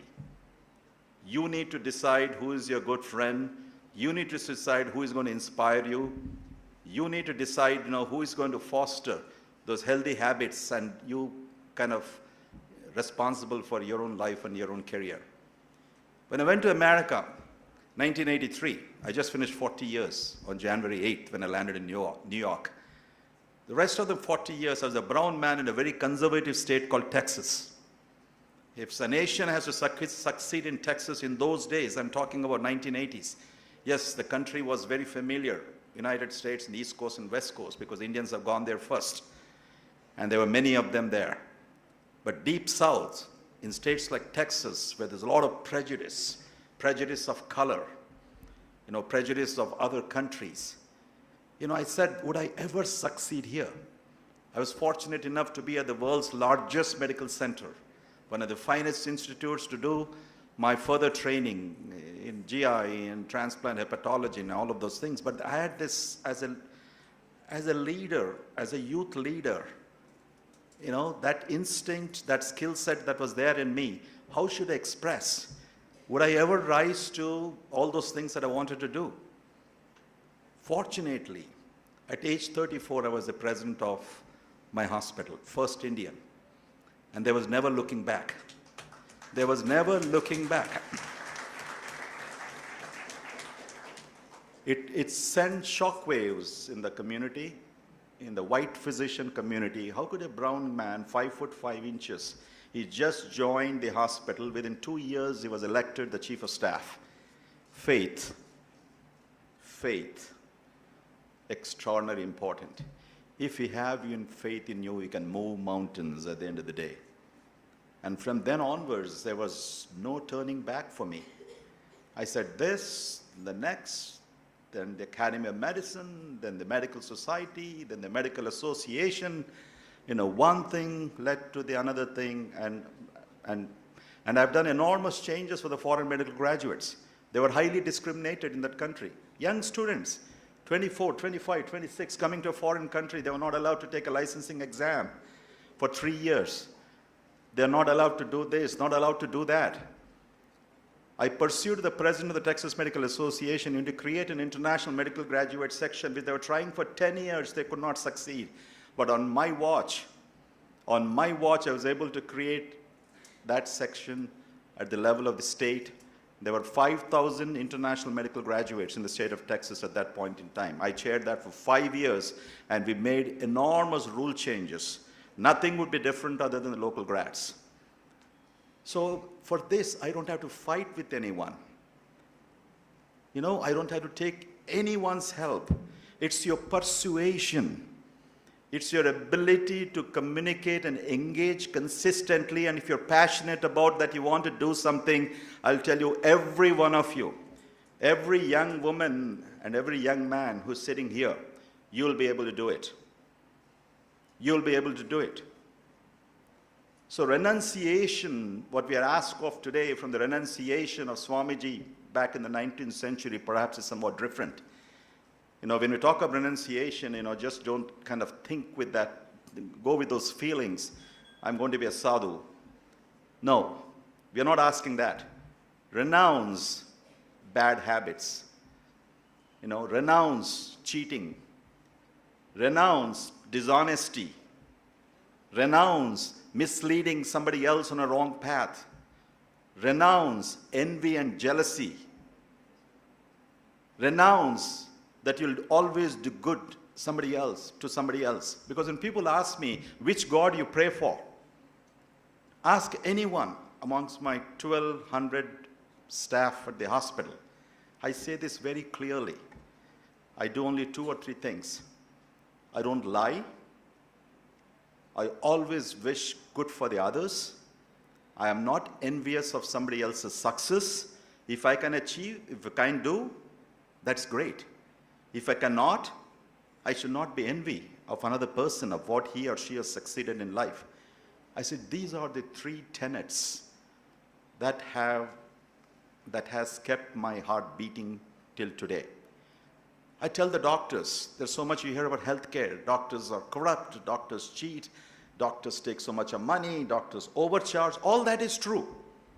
I'm not defying that. All that is true. It happens. It happens in every profession. Legal profession. It happens in businesses, entrepreneurship. It happens everywhere. It happens here, happens in America. I don't see any difference between Indian doctors and American doctors. I can tell you very clearly, being in leadership. The mindset is the same. What differentiates is the character. What are those ideals and principles, and what are those things that you've decided to adopt and make them your guiding posts in life is the differentiator. So I tell my doctors, I speak to them every day. We have multiple sessions a week. They all thought when Guru Reddy is coming to India and want to do this hospital, which is ethical, integrity, where he's going to take care of patients, quick diagnosis, don't keep them like a lodging. A lot of people laughed, he's going to fail. Many came and failed. Many came and failed. But I didn't fail. You know why? Because I came in with all the assumptions that I'll have so many stumbling blocks. There'll be so many things I need to battle. But I will not fail in my mission that I have come to set this up. Why did I do this? I had a glorious career in the West. I was everything God has given me. Money, reputation, leadership, name, degrees. But why do I have to come this far, giving up everything? And my young children, fortunately, they did so well. They were in Wharton School and all of those things. And I asked their permission at the end of the day. Hey, listen, I want to do this. He said, God, do it. Dad, do it. If you're desirous of doing this, don't worry about us. They were not even married at that point in time. They were still in their colleges. So when I did this, then when I was speaking to my doctors, the doctor already, you have to give something to this doctor, you have to give something to this lab, you give something to this x-ray place. All of those things they were telling me. I said, no, not on my watch. Again, they said, you'll fail. It took me some time. It'll be 10 years, another few months, which this hospital is open. For first 5 to 6 years, we had to languish. We had to support. But I did not change my mission. I did not change the spirit of my governance. If somebody comes to my hospital, I will tell you, young or old, that they will be treated very honestly at the end of the day. So the reason I tell the doctors is when you cross the gate of the hospital, you should go home with no burden. Now, what is that burden? If you see this patient and you charge him X, if you see the other patient who can really pay more, you charge him Y, and you have done unnecessary tests or unnecessary surgeries, you'll go home with that burden. You'll not sleep. Because a complication that happens to the patient, you're constantly agitated. Your karma is going to catch up with you. You're agitated that you are done something wrong. So I tell my nurses, my doctors, this is what I practiced in the Western world, and this is how I conduct here. When I exit the gates of my hospital, I have no burden, whether poor or rich. I have treated them equally. I have treated them equally in the same dimension. So what is that again? Faith, belief, trust, ethics, goodness. That's all there to it. Nothing more that we have to do to be a great human being in life. So simple virtues. Can't we practice this? So this is what Swamiji has said at the end of the day. It's all within you. Okay? It is you at the end of the day. What is that in your soul, in your mind, in your heart? So let us, take his message sincerely and follow these simple things in life. It will make you so strong and so powerful. You'll be empowered with so much of energy beyond any book or anything that you're reading or any degree that you get. You will become the finest citizen, and this country's future will change dramatically. And thank you for this mission, what it is doing in terms of citizen building. And I'd love to be a part of this, Swamiji, as I move forward. Thank you.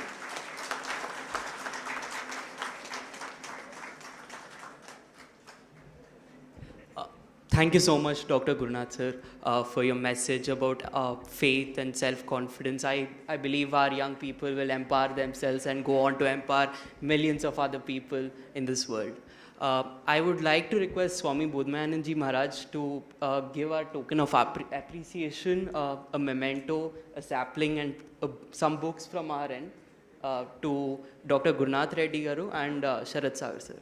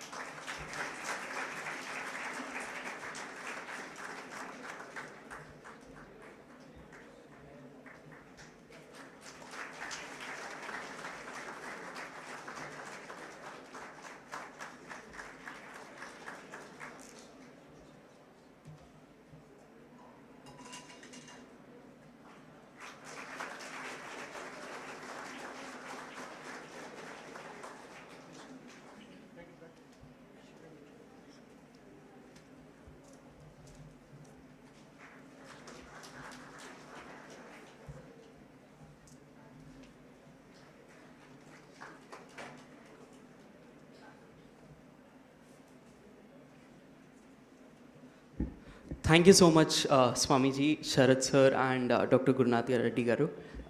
The audience will now break for about 10 minutes and return refreshed and for a more energetic session to follow.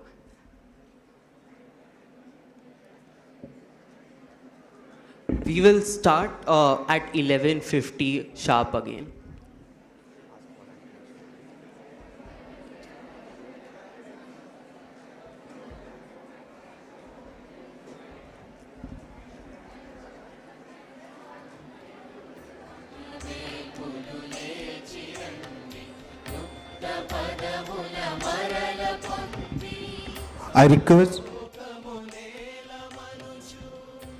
I request the volunteers to please guide the participants.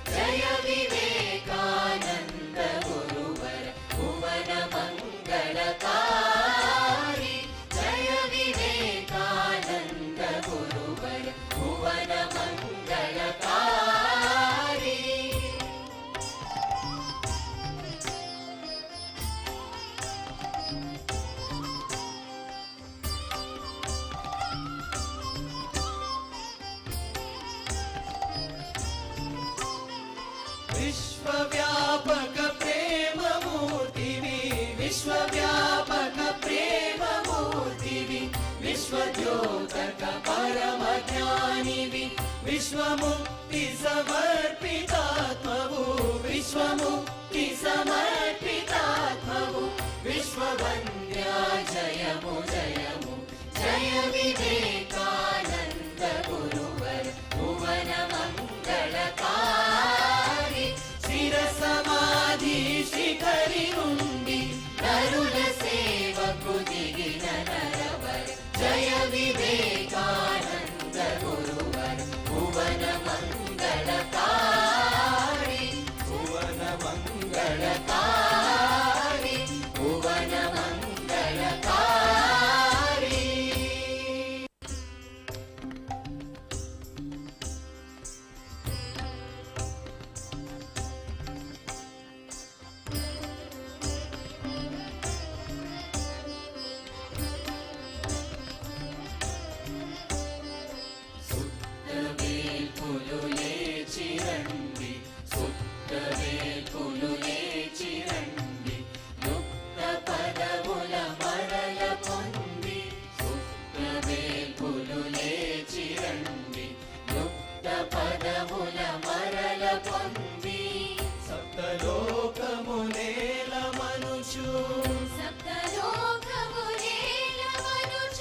గీతవాణిని జగతి చాటిన జయ వివేకానంద గురువర భువన మంగళకారి జయ వివేకానంద గురువర భువన మంగళకారి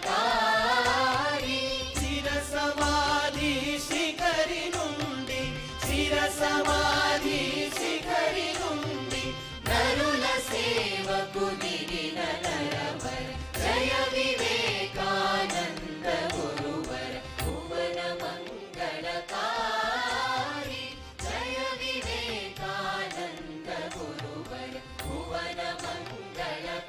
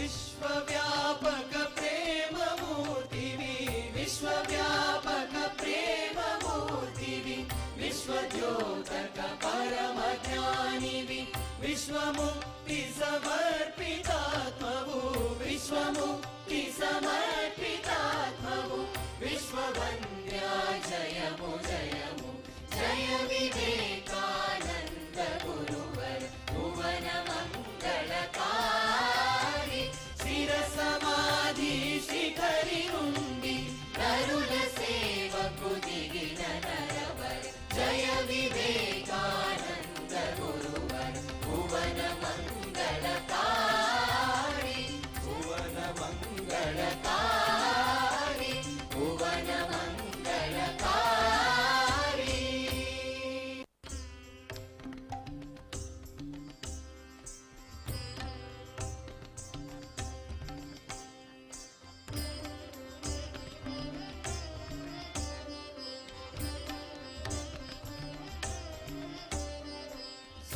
సుత్తవేల్పులు లేచిరండి సుత్తవేల్పులు లేచిరండి యుక్త పదవుల మరల పొంది సుత్తవేల్పులు లేచిరండి యుక్త పదవుల మరల పొంది సప్తలోకమునేల మనుషు సప్తలోకమునేల మనుషు గీతవాణిని జగతి చాటిన జయ వివేకానంద గురువర భువన మంగళకారి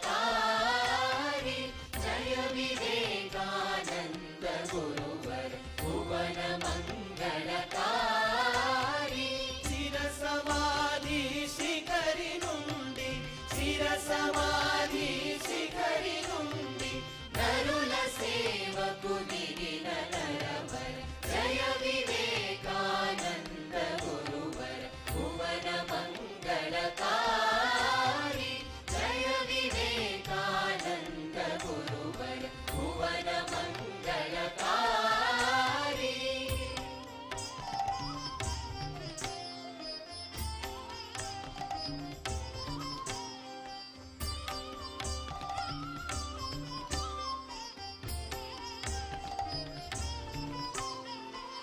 విశ్వవ్యాపక ప్రేమమూర్తివి విశ్వవ్యాపక ప్రేమమూర్తివి విశ్వద్యోతక పరమ జ్ఞానివి విశ్వముక్తి సమర్పితాత్మవు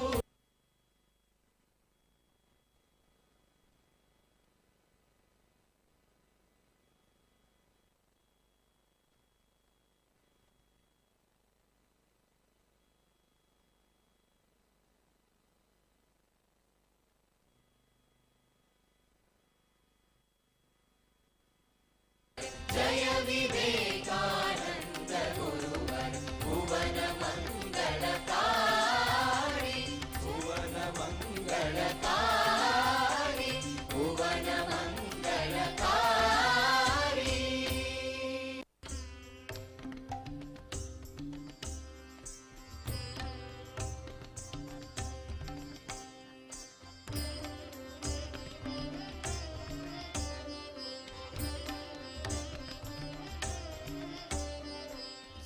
సుత్తవేల్పులు లేచిరండి సుత్తవేల్పులు లేచిరండి యుక్త పదవుల మరల పొంది సుత్తవేల్పులు లేచిరండి యుక్త పదవుల మరల పొంది సప్తలోకమునేల మనుషు సప్తలోకమునేల మనుషు గీతవాణిని జగతి చాటిన జయ వివేకానంద గురువర భువన మంగళకారి జయ వివేకానంద గురువర భువన మంగళకారి శిర సమాధి శిఖరి నుండి శిర సమాధి శిఖరి నుండి నరుల సేవకు దిగిన నరవర జయ వివేకానంద గురువర భువన మంగళకారి జయ వివేకానంద గురువర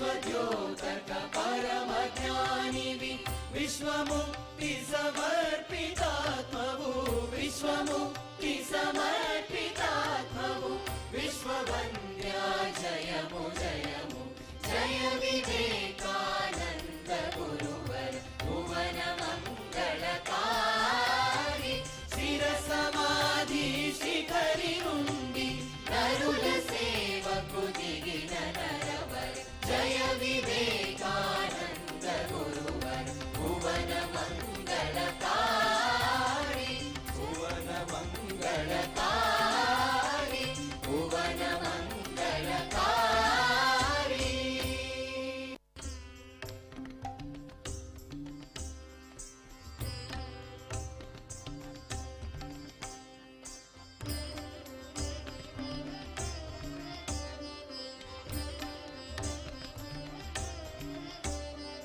సుత్తవేల్ పులులే చిరండి సుత్తవేల్ పులులే చిరండి యుక్త పదవుల మరల పొంది సుత్తవేల్ పులులే చిరండి యుక్త పదవుల మరల పొంది సప్తలోకమునేల మనుచు గీతవాణిని జగతి చాటిన జయ వివేకానంద గురువర భువన మంగళకారి జయ వివేకానంద గురువర భువన మంగళకారి శిరసమాధి శిఖరి నుండి శిరసమాధి శిఖరి నుండి నరుల సేవకు దిగిన నరవర జయ వివేకానంద గురువర భువన మంగళకారి జయ వివేకానంద గురువర భువన మంగళకారి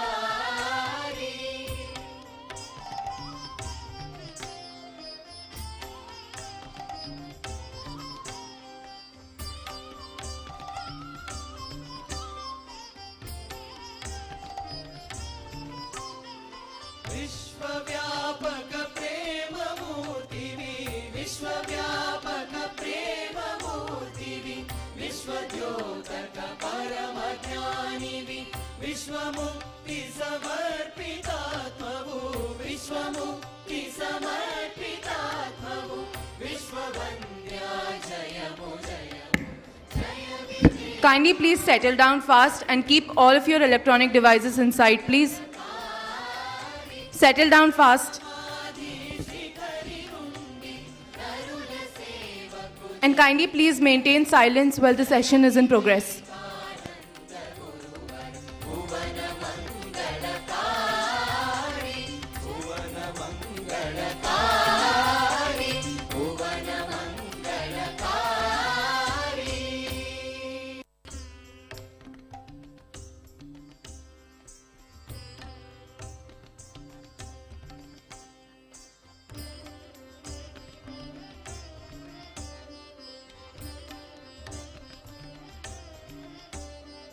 సుత్తవేల్ పులులే చిరండి సుత్తవేల్ పులులే చిరండి యుక్త పదవుల మరల పొంది సుత్తవేల్ పులులే చిరండి యుక్త పదవుల మరల పొంది సప్తలోకమునేల మనుచు గీతవాణిని జగతి చాటిన జయ వివేకానంద గురువర భువన మంగళకారి జయ వివేకానంద గురువర భువన మంగళకారి శిరసమాధి శిఖరి నుండి శిరసమాధి శిఖరి నుండి నరుల సేవకు దిగిన నరవర జయ వివేకానంద గురువర భువన మంగళకారి జయ వివేకానంద గురువర భువన మంగళకారి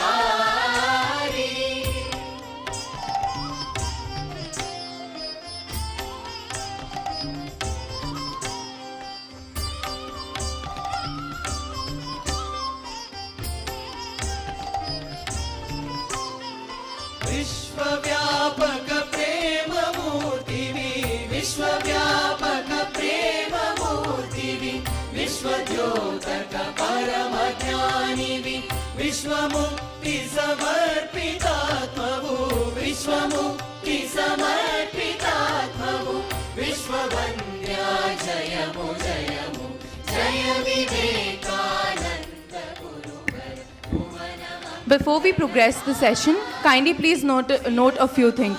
First and foremost, kindly please switch off your electronic devices or put them on airplane modes and put them inside. Please maintain the sanctity of the place as you are in a holy place, and we request you to kindly give your 100% attention, considering the fact that there's going to be a very interesting panel discussion accompanied with a few other things as well. And please settle down fast because we have to start the event as soon as possible. And please note, we do not want to hear any one of you all talking amongst yourselves in the between because that will disturb both the speakers in here as well as those around you.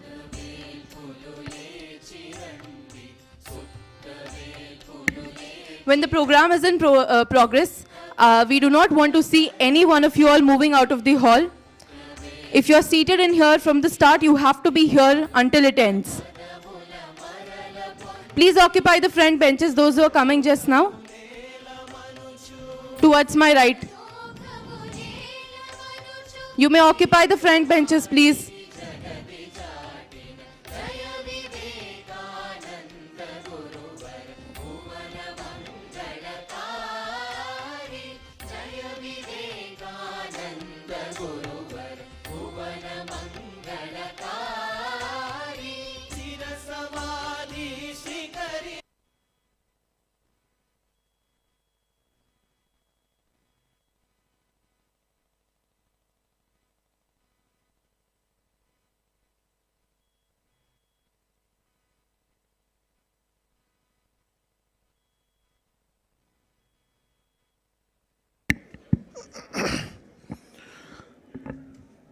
My dear young friends, can we start? With one quotation of Vivekananda, then they will introduce so that your mind will come back here after going out. Swamiji's quotation, Swamiji's teachings spread out in 8-9 volumes, but small books are there, which are actually the cut and paste of a bigger book. Three celebrations are going on simultaneously, apart from today and tomorrow. One is Azadi Ka Amrita Mahotsav. The second is 125 years of Vivekananda's lectures in India, called Lectures from Colombo to Almora, that raised the entire consciousness of the country. Then third celebration is 125 years of Ramakrishna Mission. And that will go on till December 2023. Every month, every next important program we'll have on 26th January, Republic Day. Instead of going to cinema, come here. And think about India, think about Vivekananda, think what all of us can do to contribute something and to gain something. Okay, don't become just consumers, become contributors also. So that is the purpose of Ramakrishna Mission. Atmano Moksha Jagat Hita. Liberation of oneself and the service of the society. These both should go on together. Wherever you are, whoever you are. Okay, please repeat. Take up one idea. Loudly, loudly. Take up one idea. Loudly. Take up one idea. Still more. Take up one idea. Make that idea your life. Think of it. Dream of it. Live on that idea. Let the brain, muscles, nerves, every part of your body be full of that idea and just leave every other idea alone. This is the way to success, and this is the way great spiritual giants are produced. 125 years old teaching for all of you to be focused, focused, focused. And then knowledge will come to you, wealth will come to you, and you will become a great leader of this society. If you don't do that, you will become only a ladder, not a leader. And do you want to make India backward or forward? Then why these chairs in the front empty? First do this, then think of parliament. ముందు కూర్చోలేము, వెనకాల దోమలతో కూర్చుంటారు. ముందుకు రండి. All the front chair, you are the VIPs, you are our guests. Come forward. Otherwise mosquitoes will come and sit. దోమలు కూడా. Please come. Who will be the bullet takers, young and old? Don't hesitate. Come on. Another 5. Another 5. Please come, please come, please come, please come, please come. First sit in the front. You know, you have come to Swami Vivekananda. How did he gain knowledge at a young age and so much knowledge? Anybody coming to Kolkata town hall during the British time, he was the first person, first seat, first row. It was as if reserved for young Narendra. He was so curious to gain philosophy, psychology, medicine, knowledge, everything, law, ethics, dharma, and he used to come up. Volunteers, please guide them, all the girls. Otherwise, those backward people will become ministers and MPs tomorrow. They will decide the future of the country. Okay, and because anybody else coming late, they can occupy the back seats. Thank you. Please carry on.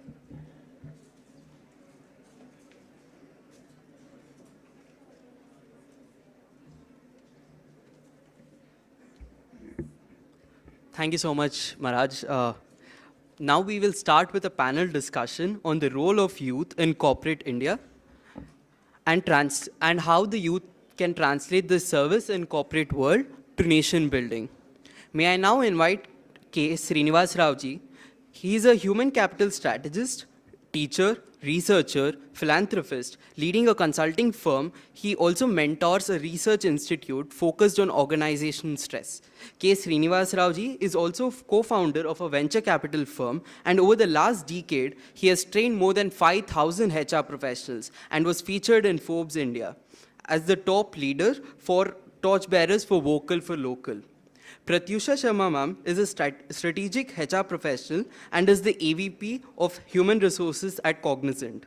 She brings in 25 years of industry experience, bringing in strong expertise in performance consulting and human capital strategy. Ma'am also serves as the Joint Secretary of the Women's Forum of the Cyberabad Security Council. Ma'am has also been a leading champion for diversity and inclusion, more women in leadership roles, and enhanced impact hiring for people with disabilities. May I now invite you on stage, K. Srinivas Raoji and Pratyusha ma'am.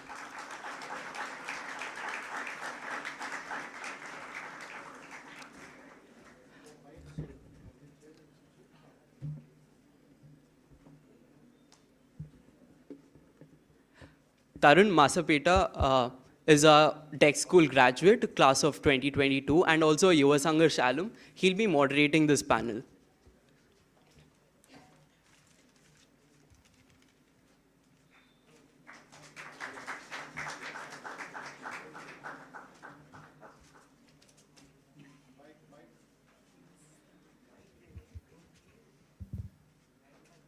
Good afternoon, everyone. Welcome, sir. This is an honor for me to host both of you and start this deep dive on our conversation of what the role of corporate India, but simultaneously, what is the role of us youth as we move forward. Before we get started, I think it would add on to our conversation if we get a better introduction from each other, from our panelists, on what their work has been like. And if we can just start off with you, sir, a simple and very, maybe a couple of minutes of your work and your experience with the corporate in India.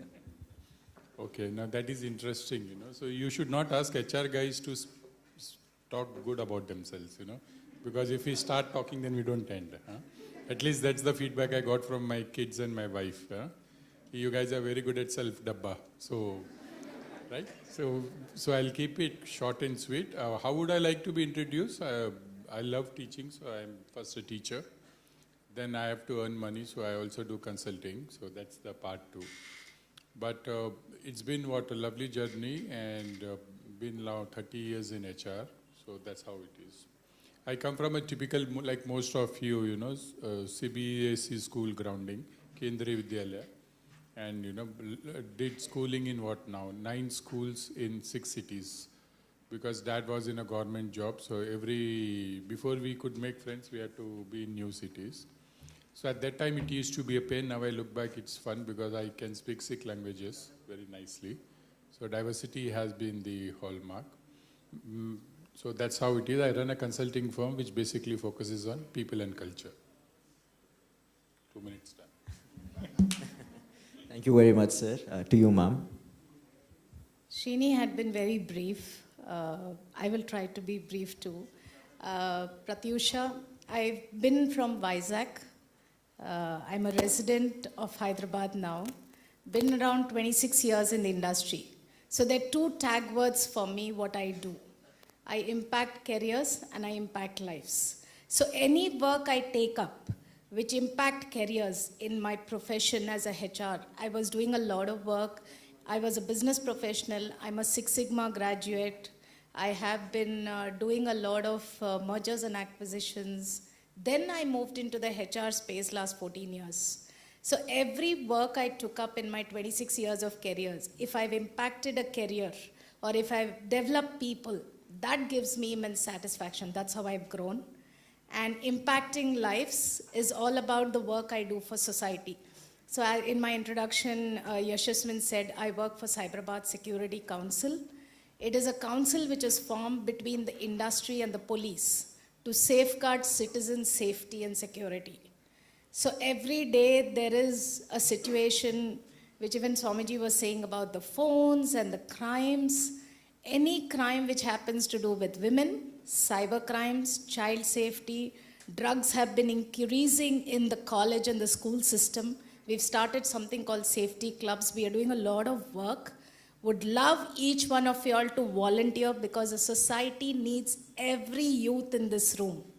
So that's what I represent as a joint secretary for Cyberabad Security Council, and I lead the women and child safety, and that's how I impact lives. So impacting careers and lives is what I do. Thank you. Thank you very much, ma'am. And my name is Tarun Masapeta. I am a final year BBA student, and I run a small project where we educate the youth from low-income households in urban and rural India on financial literacy. And our vision is to educate India financially. That's about me. So I'm sure that well, at least the first thought that came to my mind is this is going to be a very enriching conversation, knowing the experience of both of our experienced panelists here. I would like to start it off with you, Srinivas, sir. What is India's role in the current global corporate arena?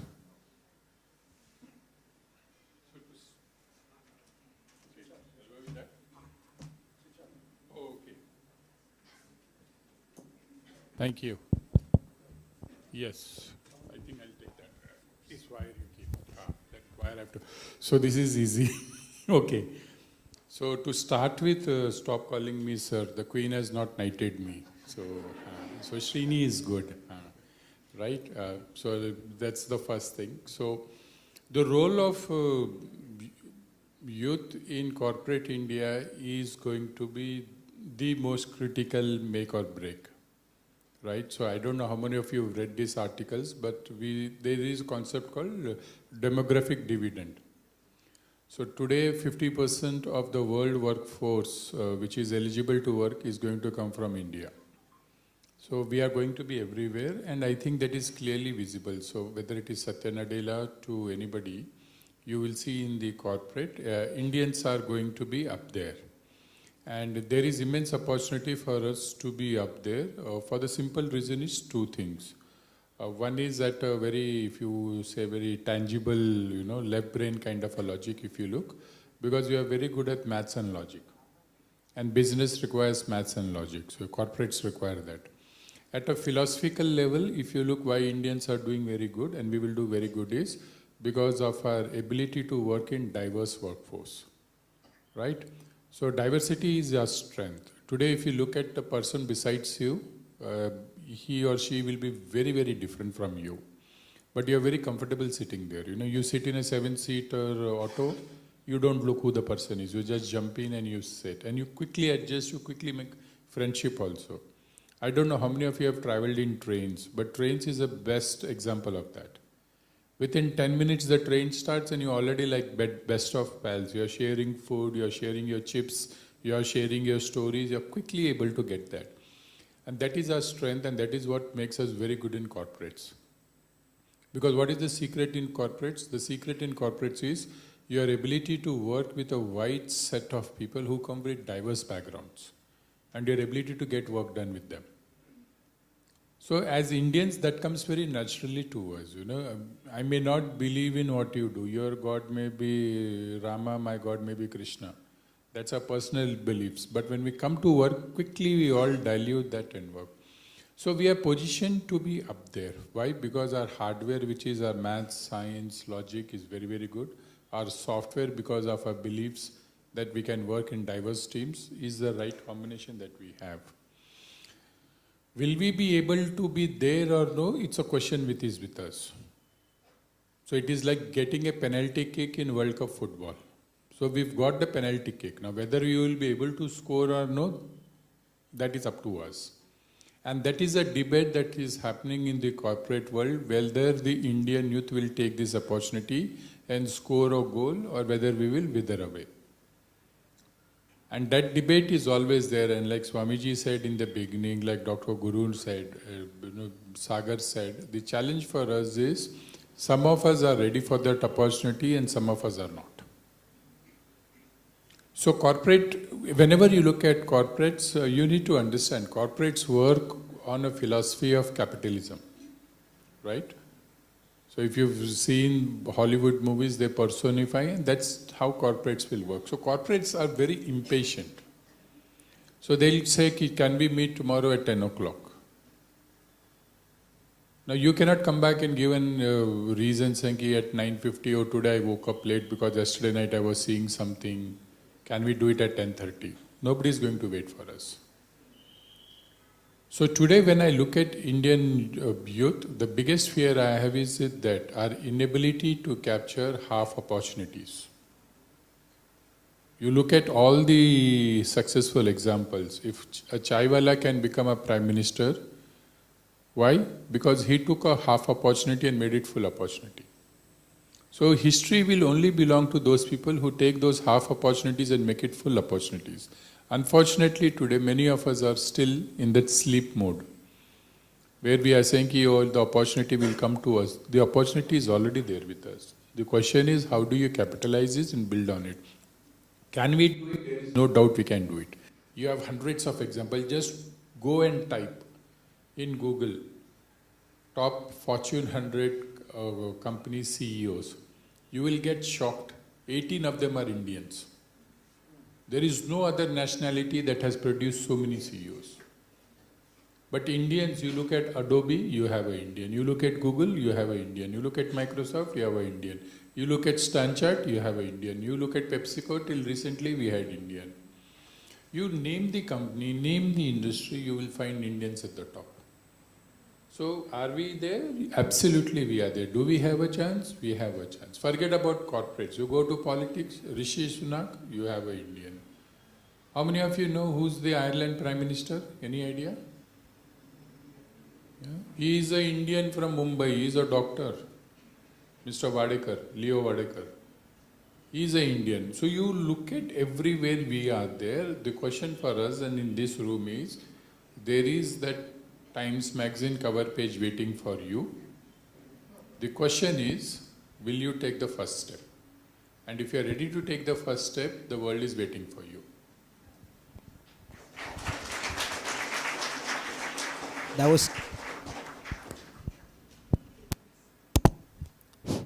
was kept very that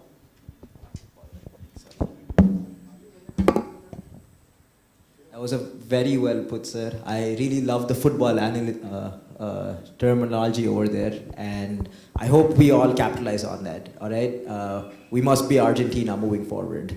Pratyusha ma'am, now that sir has kept it very clear that there is a lot of responsibility yet opportunity for us youth, what do you think is expected from us when we enter this corporate world?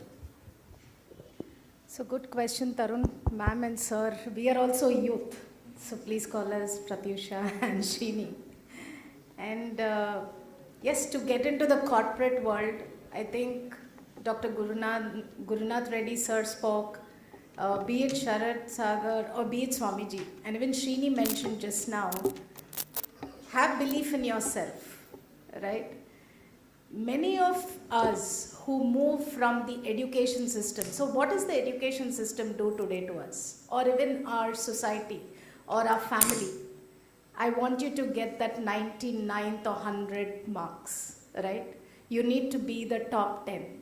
You need to be there on the, where you are able to get an engineering seat or a medical seat in the top college. It makes us like that, the education system. We need to be there. And when you get into the corporate world, to be honest, you're transitioning into an ocean which you don't know. And you are all going to move from becoming an engineer or medical student or IT, and then you get into some other job because you want a job. You're in the need of a job. And when you get into it, you don't know anything. It's a black hole. But there's nothing wrong. I think there are a couple of things which you should do. I did my MBA marketing and I did my BA IRPM. I never knew I'll get into a job. I never knew I'll get into a corporate world. I didn't know what I was going to do, to be honest. I took Swami Vivekananda's ideals. I was blessed to be born in a kind of a family which actually taught me Swamiji's teachings very early in childhood.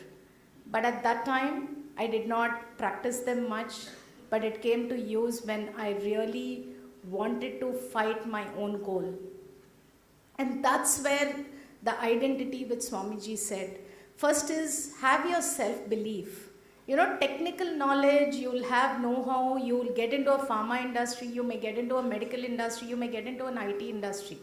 And you may do HR, you may do marketing, you may do business analytics, or you may become an engineer and you may do something in the construction industry or in the software industry. But have belief in yourself that you can do well, and that's what is missing, because our education system always never made us believe in ourselves. They said your neighbor is getting 99 marks, somebody else is getting 100 marks, somebody else is getting a rank there. You're always being compared. So please have your identity, understand the ecosystem, believe in yourself. That's one thing when you really move into the corporate world or into any industry for that matter. The second one which really I practice and I remember is acceptance. Some of you would have learned the whole strengths, opportunities, weakness, threats, right? I think that's all taught now in schools. I'll just talk about 2 points there. One is the whole strengths and weaknesses. You all have weaknesses, you all have strengths, but you don't know what they are.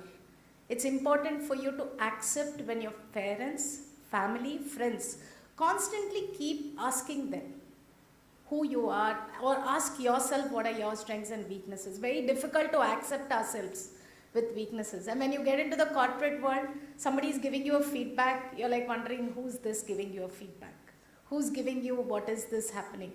So I think we constantly don't know how to accept our own selves, our own strengths or our own weaknesses, which you can convert as opportunities. That's the second one which I wanted to share. The third is all about being assertive. Again, I was a very timid child. I never could come and speak in front of an audience, but it is so important. Our society actually creates that, right? Fears, there is inhibitions. We all are scared. There is a lot of shyness, timidness within our own self. And for many men who are sitting here, yes, you may stand up, you may try to go and talk, but there's a lot of emotions flowing within women. You have a lot of fears and inhibitions which you don't know to come out. Be assertive. That's so important. If you have an opinion, you have an idea, you want to share, you have a solution to a problem, please go do it. Please go ask. Learn to be assertive, because that's really going to take you. These are the fundamental 3 things which I have practiced. It's not about, you not having the right knowledge. You all have the knowledge, academics taking you. I think human excellence is a great place where all of you all have been coming, and you can actually build your own values. And if you build that in the corporate world, I'm sure one day you're going to shine. I've been going through the ranks, going through my own promotions, going through my thing, but I never thought that I have to. All I did is practicing my own values and my own belief system. There are many times people put you down.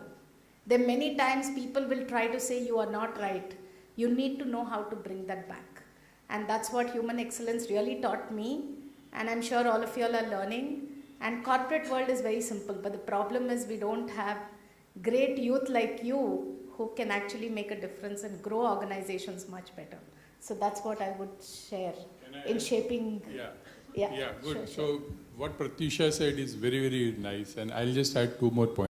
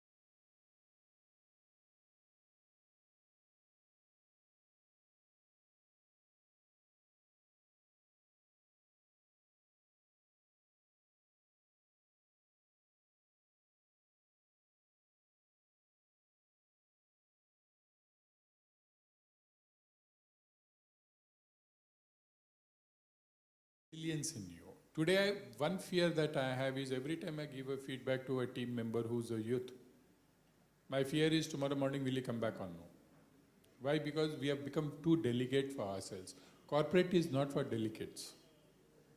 Because please understand, you are responsible for millions of dollars which somebody else has invested. And that's a big responsibility. Today, when I give advice to a company saying, please don't do this or please do this, I have to be extremely careful because millions of dollars are getting swayed because of my decision. And I can't do casually. Same thing is with you. When millions of dollars are being invested on you, somebody is going to ask those tough questions and we should be ready for that. So to what Pratyusha said, please add these 2 elements also. Understand it's a long-term play and understand there will be setbacks and we have to overcome. That perfectly aligns us to the next question. We have the numbers. India has the numbers. The Indian youth is the majority across the globe. But how does our youth be confident but not condescending? No, I think the answer is very simple. How many of you have seen Hanumanji's portrait? Anybody seen Hanumanji photograph or no? Okay. See, they are saying what is so obvious. From childhood we've been saying. So that is the answer. Answer is very simple. If you see Hanumanji's photograph, when you see him alone, right, you will see him showing all his strength. He is carrying mountains, right? He is showing all his 6 packs and everything. When you see Hanumanji's photograph with Ram, where do you see him? Right? So the answer is very simple. If you find somebody smarter than you, it could be anybody. It could be your senior, junior, it could be that auto fellow, it could be anybody. If you find somebody smarter than you, please don't hesitate to sit in his or her feet and say, teach me.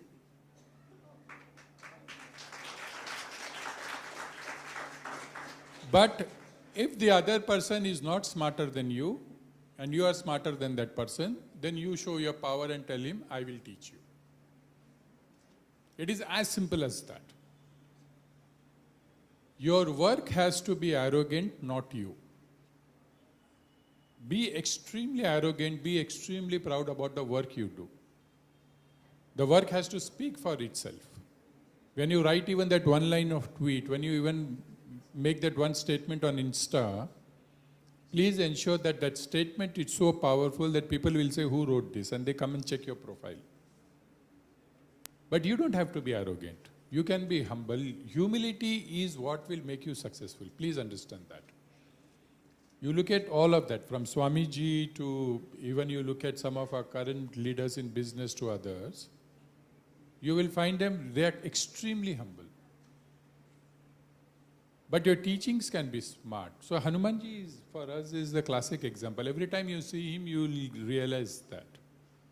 It is very interesting that you pray Hanumanji and you pray Ram, but you never pray Lakshman, who always stood by Ram.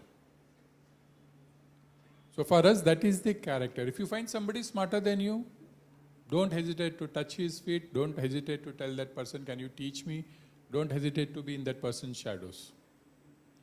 But if you are smart on something, if you are good at something, you don't have to be there. You will be extremely confident and say, I know my work, I can tell you that. Right? And that happens in every field, every time. Mom is good at cooking food, but you are good at cooking one dish. Be proud about that. Dad is good at running the home, but you are good at, say, fixing. Like, I don't fix electronic gadgets in my home. My younger child does. And in every Teacher's Day, I go and thank both my children.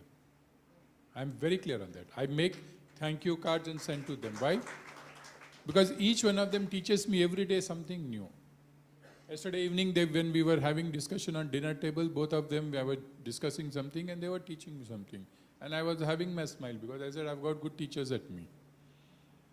So for us, that is the trick. And that is how you will make your mark. It is important for us to understand that humility is something has to be ingrained. Like for example, I'll ask you this question. We must be around what, 300, 400 in this room? How many of you at the end of this session are going to thank the support staff which made this session happen? How many of you are going to thank the security guard who's going to stand there and who's going to help? Build that gratitude, build that humility in you. Just say thank you to them. That's a ton of a job we can do. You go to ATMs, you withdraw cash. Huh? Where does the cash come from? Somebody has deposited that cash, no? Bank is not printing money for you. That is what is called karma. Every time you thank somebody, every time you pass that gratitude, that karma is getting deposited in your bank account. And when you want to withdraw, there is enough there. But if you don't be good, if you are not kind enough, if you don't put that things in, if you go and withdraw, put the ATM card, no cash is going to come out. So put some of these small habits in there. But to answer the big one, it's if you look at Hanumanji, the greater he went up, the more humble he became. And that is very interesting because many of us, you will see, the greater we grow up in life, our ego also becomes like that. Right? You know, how should your ego be? Any clue? Anybody? Your ego should be like a piglet. What is a piglet? Huh? Baby pig. Have you seen a baby pig? Huh? It is very cute, right? When the same thing becomes big, how does it become? Ugly. Your ego has to be like that. So don't go and say, I will not have ego. You need to have ego because if you don't have ego, you will not have self-respect. But ego should be like the baby pig. When it is small, it is very cute. When ego becomes big, it becomes only dirty and ugly. Fair enough? I did a lot of self-reflection over there. So our next question is, we're having a lot of conversation, a lot of discussion and insight about corporates and these big firms, the big fours, the big threes. But I feel that as we move forward, we're seeing a lot of innovation. And does our role as a youth collectively have to focus only on corporations, or should we also move forward with SMEs, the small and medium enterprises? So from self-reflection, Tarun is throwing some technical questions on my brain. I hope you all heard his question. So with all the innovations happening, should we focus on taking up a corporate role, or we focus on building smaller startups, SMEs, medium-sized organizations and start, right? I think whether you take up a corporate role or a smaller organization which you want to do as a startup, innovation is the key. I think there are a couple of things which you should really look at fundamentally as skill, what I would say. I think once you have the passion, absolutely, we spoke about the values, myself and Srini, and a couple of the other things. You have the values, you have the passion, whether it is a corporate job or whether it is a small enterprise organization. If you treat it as an entrepreneurial organization with the right nimbleness and humility, I'm sure you will grow. So I chose a corporate career, and there were many a times I wanted to step out and start my own business and start a startup. But I felt I was given an opportunity here to be able to create my own entrepreneur skills. I felt, and I actually feel that the organization and the people around me allow me to experiment. So I keep innovating. I keep looking at what is it that I can do next? What is the curiosity? If I got it to start a small company and try to look at it, there's nothing wrong. I think there is a lot of passion in people. But what I have seen in the corporate world is absolutely, to Srini's point, it's a test match. It takes time. You may be as robots for at least 4 to 5 years, right? You will be asked to do the same thing, continuously you do it. It takes time, but you need to be fundamentally strong in the corporate world. And then you start innovating to grow up the ladder. But when you take up a startup company or you want to invest in a medium-sized company, I think it's a great opportunity, great time, especially the last decade and the future, to be able to create your own organization and do your innovations in that space. You know, I work for women and child safety, as I said. We started something called the safety clubs in schools. We have opened for mostly around cyber crimes awareness, women's safety. There are organizations which have set up in creating just content to be able to create that awareness in schools. Beautiful content. So you can always take up an idea, start building on it. There is an opportunity in the healthcare space where you can drive a lot of innovation. I would say ethical way of driving that innovation in the healthcare field. You can do a lot of innovation in the sustainability area, right? All of us talk about sustainability, environment, but plastic, we keep seeing everything. There's no recycling. There's so many people who've started up something around in the whole recycling space. How can we look at it? So there are huge opportunities, huge innovation moments, and there is a lot of ecosystem which is there, which will help you to support. So it's not about doing a job or starting your own business or startup. I think they are both opportunities where you can actually drive innovations. Technology actually enables you. I'm not a techie.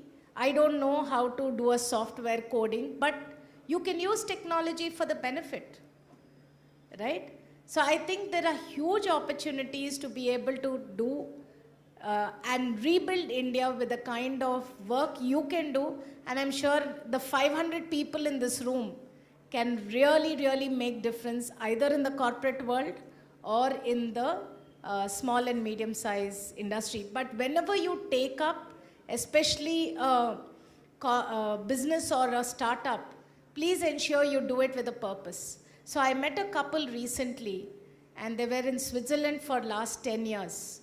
And they were working in the corporate world. They wanted to come back and do something for a healthy living. And all of you all would have been eating millets like ragi, jowar and all that. They could reverse the cancer of their parents by eating the right food. So what they have done is they came back to India, did a lot of study and research in understanding the kind of food each one of us should eat so that we have a healthy living and it becomes very productive.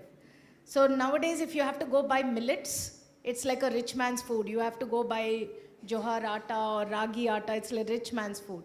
But what they want to do is bring it to the masses so that every day you can consume the right amount of millets to be able to drive. So what has this entrepreneur tried to do? He used basically a purposeful medium. His purpose is just to ensure everybody eats healthy, they have a healthy living, and he's trying to build a cost-effective product in millets to be able to ensure everybody starts eating the right food. There is a purpose behind a startup. It's going to take time, the next 5 years, 10 years. Anything takes time, and that's how you need to think about the purpose when you start a startup or the purpose when you start a career. Don't forget that purpose in your life to be able to drive that message. So, to Swamiji's quote, I remember, if you are weak intellectually or spiritually or physically in your mind, you have to reject it like poison, right? That's was Swamiji's quote, very, very powerful quote. And why I'm saying this is, start rejecting it like poison if you find it weak during your picking up your goal in life or picking up your purpose in life. So that's how I would say. And just one small message to all the women, and I'm not saying that it is only, there are a lot of people who just want to drop out of the career. They want to drop out of a big idea which you may have because your support system is not strong. And I've seen still there is a huge opportunity which you can make a difference if you are able to cross those speed breakers, to what Srini said. So please go ahead and make it a bigger India and a better India in joining the corporate world or starting your own product company.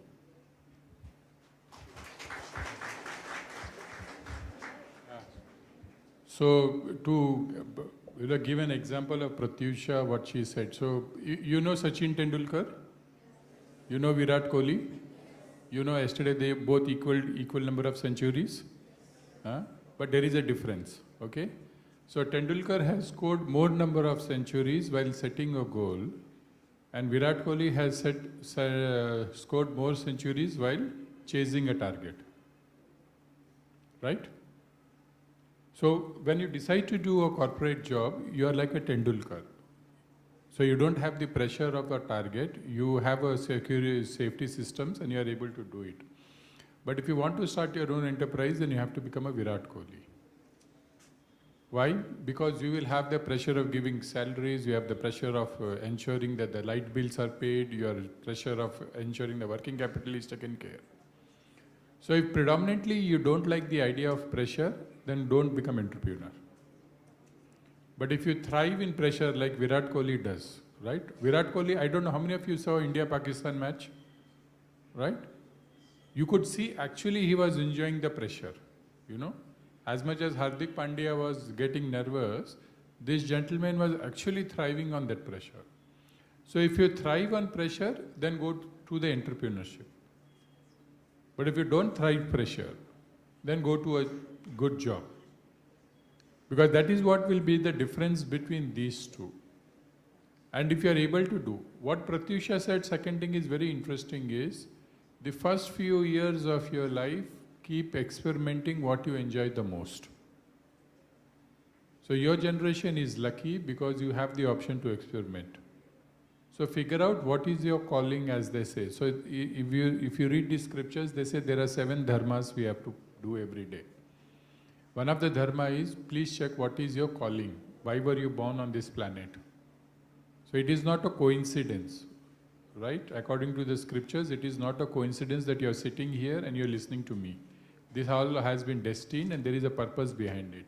Figure out your purpose, because your purpose will be able to get you that thing as to what is there. Today, many of us are kind of radarless or purposeless. And that is the vacuum that keeps creating. So please understand this. We didn't, or if you believe in Darwin, what did we say? We evolved from apes, right? So we evolved from apes to become humans, not to become rats. Please understand that. So if we've decided to evolve, we've decided to evolve from apes to become humans. And humans live with a purpose, you know. We are not in the rat race all the time. So spend that time, and the best person to tell you what the purpose of your life is your friends. So check with your friends. When do they see you extremely calm and extremely happy? Just ask this question today. They will tell you, boss, when you do this now, you are extremely calm and extremely happy. That is your calling. I became a consultant because I love solving problems. So every day morning when I get up and I see 3 problems to be solved, I'm very happy. There are many in my company who don't like the kind of work I do. Why? Because they hate problems. So you can't become a consultant. Like, Dr. Guru Prasad cannot come back and say, I never see a happy patient. Patients are always going to be sad. So you have to be comfortable with the idea that every day you are going to find sad people around you who are falling sick. So figure out what is that calling, like Pratyusha is saying. Then whether it is in starting a company, whether working in a company, becoming an SME is very incidental. Many of us today don't figure out that, and unfortunately our education system doesn't help do that, right? I remember all this side of boys, which Pratyusha, since she spoke for girls, I'll speak for boys. Huh? So like all of us boys, the moment we were born, we were clearly told, become an engineer and go to US. If you've not done it, you've not done anything in life, right? So we were told, boys, no, don't cry. If you cry, you're not a boy enough. So unfortunately, the society will put some of these rules. We don't have to follow them. Today we are in a position we can break some of these rules and figure out for ourselves. And that's the beauty of India and being born now. I always complain to my boys that, it is unfortunate we were born 50 years back. Because we were born in an India which was very different. My son gets shocked when I tell him that we were growing up, we used to have one TV channel and there used to be one Chitrahar which we used to wait for a week. And he makes faces, he says, are you kidding? I said, no, check. There was no internet. So for us, British library card used to be a big thing. But today you have opportunities, you need to figure it out what excites you. And this is the age to experiment. You can't experiment when you come to my age. Because then you will have EMIs, you will have loans, you have children, you have a wife who will say, let's buy jewelry on Diwali and all those things. For you, it will be husbands who will come, right? But you can experiment now, so start experimenting. Don't waste time now. Start experimenting what excites you. Thank you very much. Before we wrap this up, let's open it up for some questions. If anybody in the audience would like to ask our panelists anything that they've thought about or reflected through this conversation.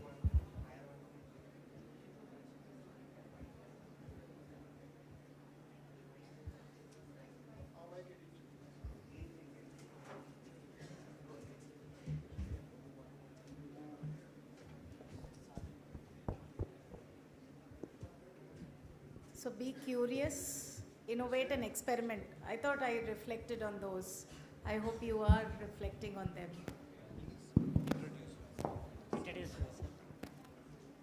Yeah, good afternoon. My name is Harish. My question is, when you are busy, is life is easy?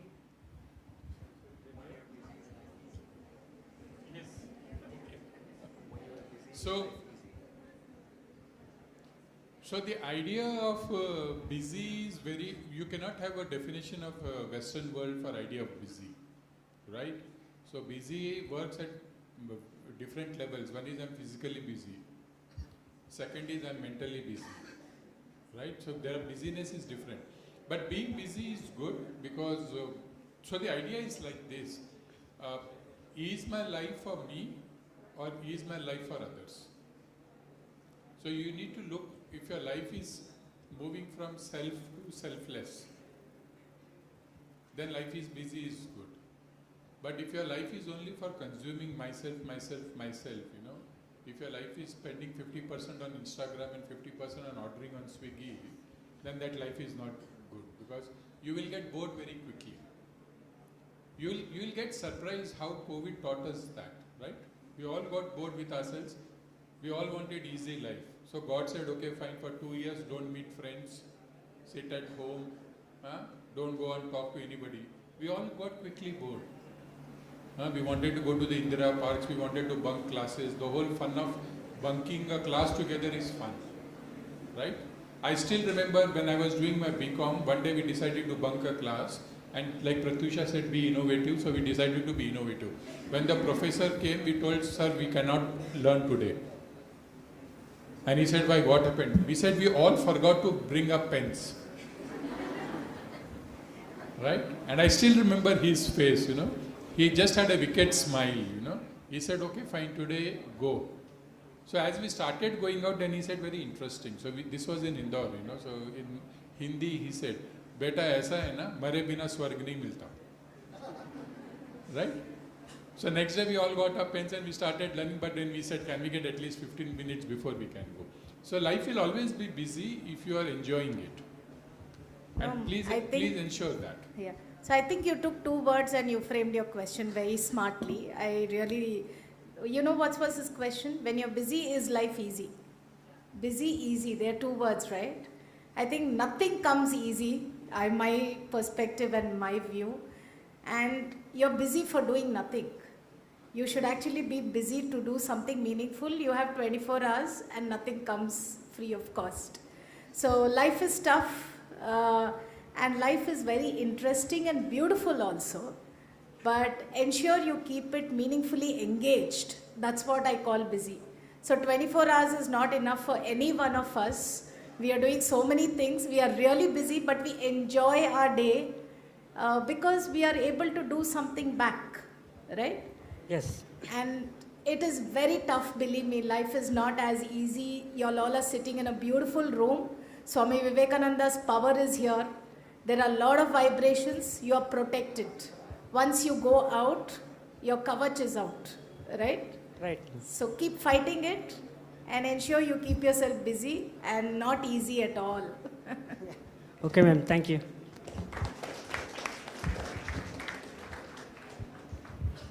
Good afternoon, sir. Good afternoon, ma'am. Thank you so much for giving such a insightful conversation for us. My name is Harish.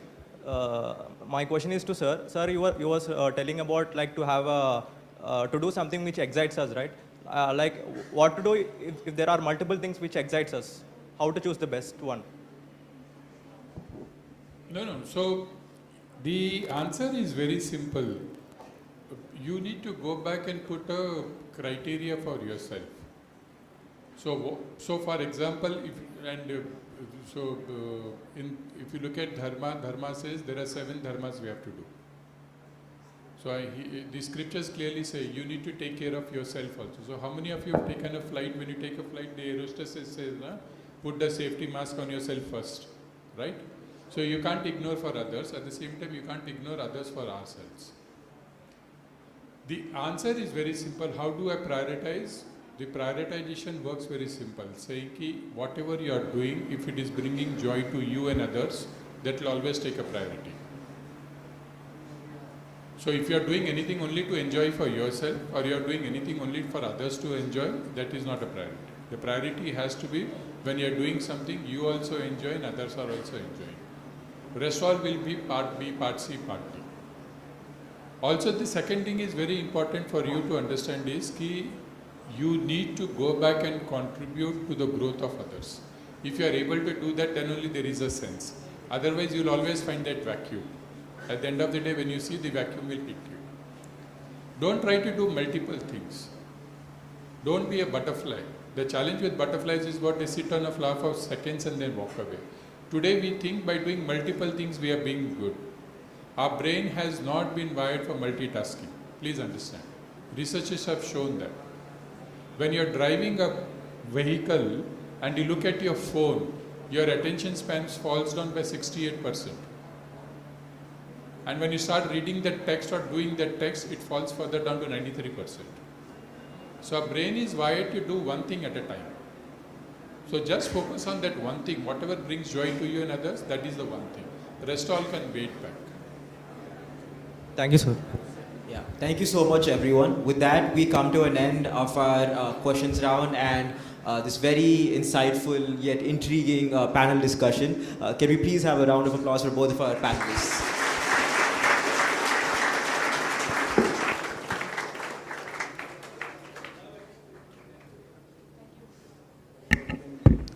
Thank you very much, Pratyusha ma'am, Tarun and Srinivas sir, for the very engaging session. Now, before we proceed any further, I would like to introduce Ms. Monica Reddy and Shri Aditya Mehta, who have just joined us in the wonderful session that we are having today. Now, we would like to give a small token of gift to both Srinivas sir as well as Pratyusha ma'am before we proceed further.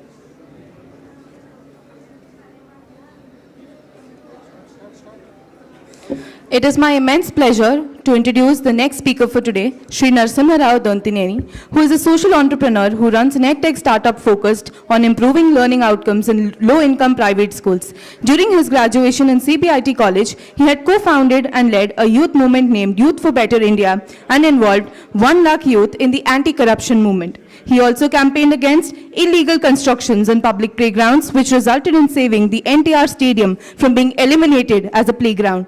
He has also received the Young Achievers Award for the year 2017 from the Quality Council of India and also 1 in a Million Award from the Corruption Free Andhra Pradesh, a California-based organization. Welcome, sir.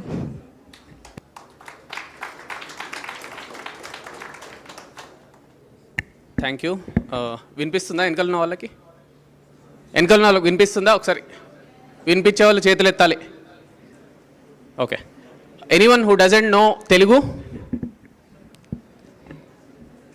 Can you still manage okay right so నాకు నా mother tongue Telugu I'm most comfortable in Telugu and నేను అనుకోవడం at least నేను మాట్లాడిన దాన్ని బట్టి audience కూడా most comfortable in Telugu so నేను తెలుగులో స్టార్ట్ చేసి if at all wherever needed I continue in English I'm అప్ఫ్రంట్గానే చెప్తున్నాను I'm a demotivational speaker okay మీకు ఇంతవరకు మీరు బాగా మోటివేట్ అయ్యారు నేను ఇప్పుడు కొంత మిమ్మల్ని డీమోటివేట్ చేయబోతున్నాను so be ready for it right yeah so my topic was role of youth in governance and also enterprise building. I have seen both sides. So I worked with Jayaprakash Narayan of Lok Satta Party. I think most of you might know him. So I have spent about majority of my youth with him. So from 19 years age appadi nunchi I was associated with 2 organizations which changed my life. Okati Ramakrishna Math Swami Bodhayananda ji direction lo. The second is Lok Satta Party, which is led by Dr. Jayaprakash Narayan. Indaka cheppinattu I was instrumental, I was state coordinator of Anna Hazare's anti-corruption movement, which brought about Lokpal bill and ochindi kada anti-corruption movement dwara. So I was involved in various few initiatives which I was able to solve. During the course of next 10 minutes, akkadakada nenu konni examples istanu what I was able to do. But coming back to the topic, youth role enti governance lo. First of all basics ఇంతకుముందు అందరు చెప్పారు be a decent citizen. Decent citizen అంటే మీరు ఊహించగలిగే అన్నీ వస్తాయి. Whether it's following traffic rules, whether it's not making others uncomfortable, whether it's contributing to the people around you, to the families around you, trying to help your friends or their families in some or other manner. that makes you a decent citizen. Second, if possible, become an active citizen. ఎలా కావచ్చు active citizen? Government పాలసీస్కి మీరు feedback ఇవ్వండి. Right to them, complaint to them. My GHMC అని ఒక app ఉంటుంది, ఎంతమందికి తెలుసు? My GHMC, yeah, not even 20%. మనందరికీ తెలియాలి. మనం లోకల్ ప్రాబ్లమ్స్ సాల్వ్ చేసుకోవడానికి ఆ my GHMC with in the limits of GHMC మనం దాంట్లో ప్రాబ్లం ఏదైనా అప్లోడ్ చేస్తే including photo with description, government మనకు ఒక గవర్నమెంట్ ఆఫీషియల్ని అసైన్ చేస్తూ అతని ఫోన్ నెంబర్ కూడా ఇస్తుంది. You can then follow up with them. So you are giving feedback, you are following up with them. So రీసెంట్గా నేను చూసాను ఆర్టీసీ బస్సెస్లో I worked on this issue a long time ago. RTC buses లో students క్రౌడెడ్గా ఉండడం వల్ల most of the colleges engineering college అవుట్స్కర్ట్స్లో ఉంటున్నాయి. ఇక్కడ వచ్చిన చాలా కాలేజెస్ కూడా ఆ రూట్లో మీకు తెలుసు పీక్ టైమ్స్లో అబ్బాయిలే కాదు అమ్మాయిలు కూడా ఫుడ్ బోర్డింగ్ చేస్తున్నారు. So that was out of desperation, ఇంకే ఆప్షన్ లేక జనరల్ బస్ పాస్ ఉండడం వల్ల మన దగ్గర డబ్బులు లేకపోవడం వల్ల. సో ఈ ఇష్యూ కోసమని నేను 10 years బ్యాక్ ట్రై చేశాను. అప్పుడు one of the things that government came up with this combination ticket. But even today ఆ ప్రాబ్లం ఫేస్ చేస్తున్నారు. సో రీసెంట్ నేను మళ్ళీ ట్విట్టర్లో మూవ్మెంట్ చూశాను.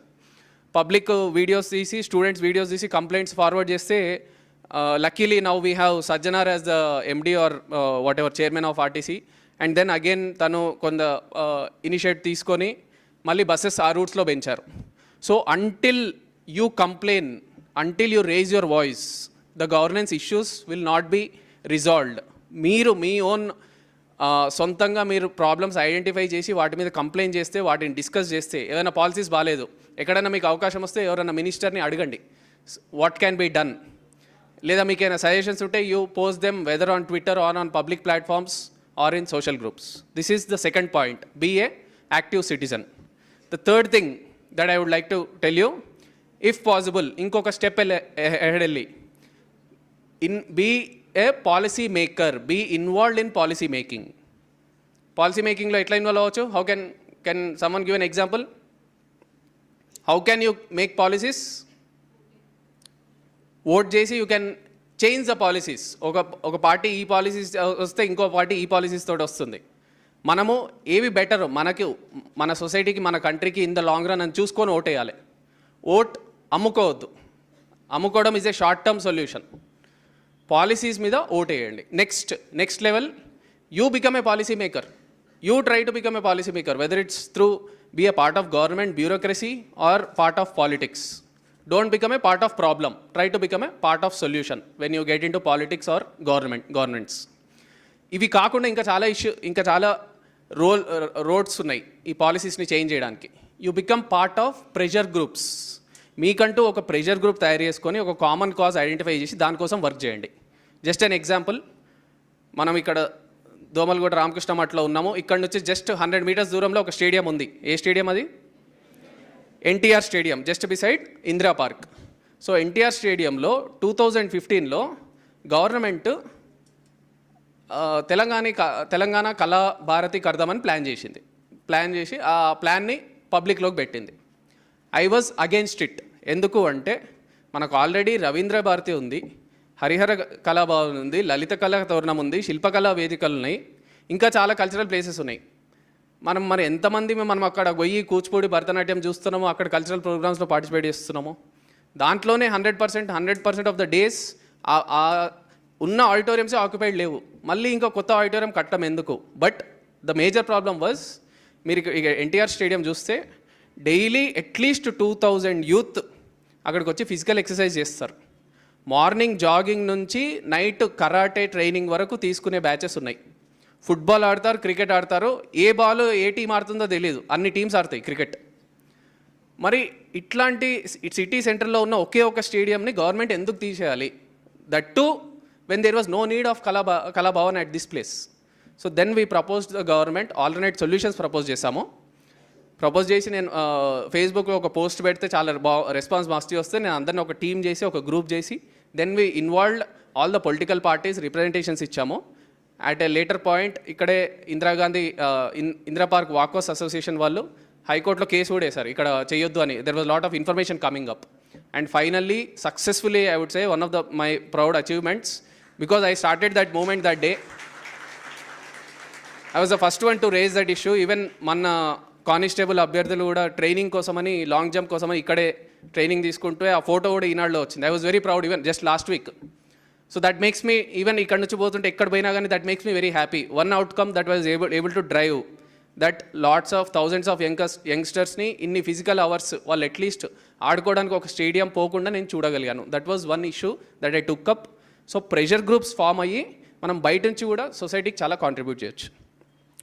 Now driving towards, I have 5 more minutes, so I'll drive towards the next agenda. When does a nation develop? Who is the one who is majorly responsible for nation's development? Is it the government? Is it the politicians? Is it bureaucracy? Or is it people? ఏమంటారు మీరు? Government పొలిటీషియన్సా, బ్యూరోక్రసీయా, పీపులా? It is people who are responsible for the development of the nation. Government can only enable development. గవర్నమెంట్లు road వేయగలుగుతాయి, లేదా మీకు education, quality education కావాలి, government స్కూల్స్లో quality education ఇవ్వగలుగుతారు, లేదా మీకు ఏదైనా జబ్బు అయితే ఫ్రీగా మెడికల్ ట్రీట్మెంట్ చేయగలుగుతారు. అక్కడి వరకే చేయగలుగుతారు government. After that it's the responsibility of the people. How do nations develop? There is only one way that nations can develop.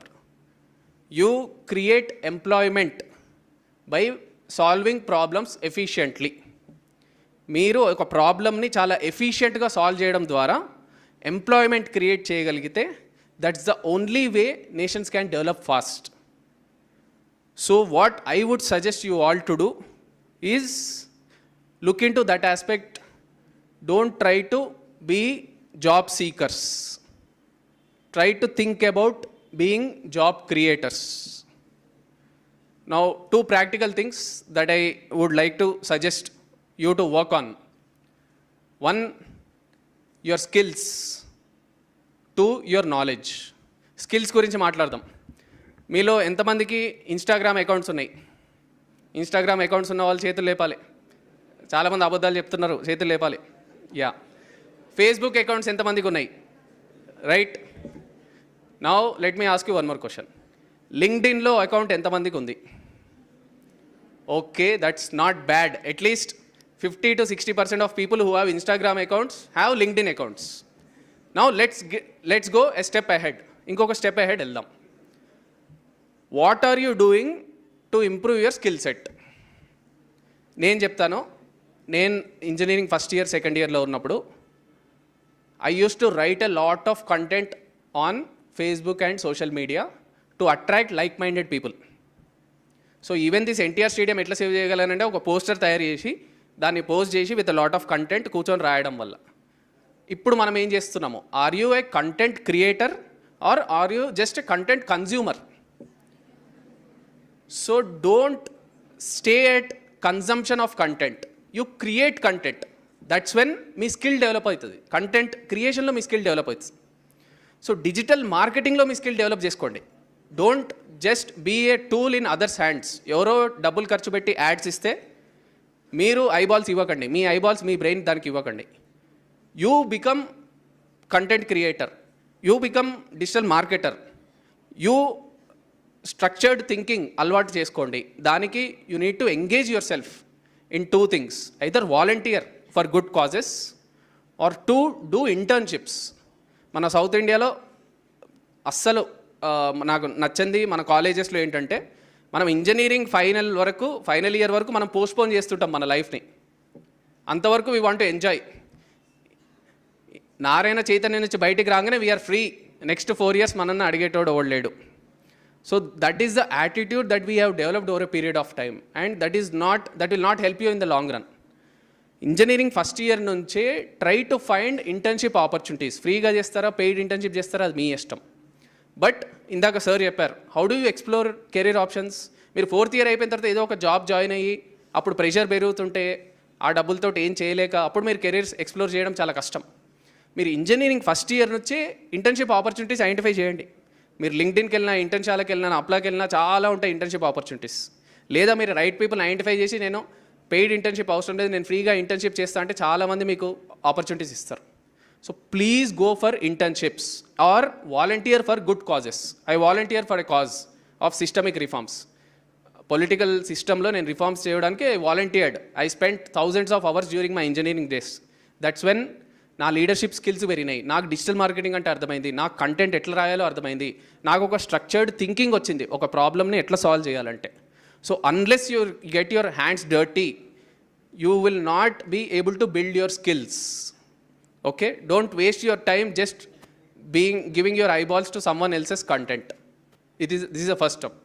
The second thing, build knowledge. So just an example, one of the things that influenced me, నేను ఒకసారి రామకృష్ణ మఠ్ తరఫున జయప్రకాష్ నారాయణ సార్ని interview చేయడానికి వెళ్ళినప్పుడు ఆయన first 1/2 hour time ఇచ్చారు. మా questions వల్ల it went to 2.5 hours.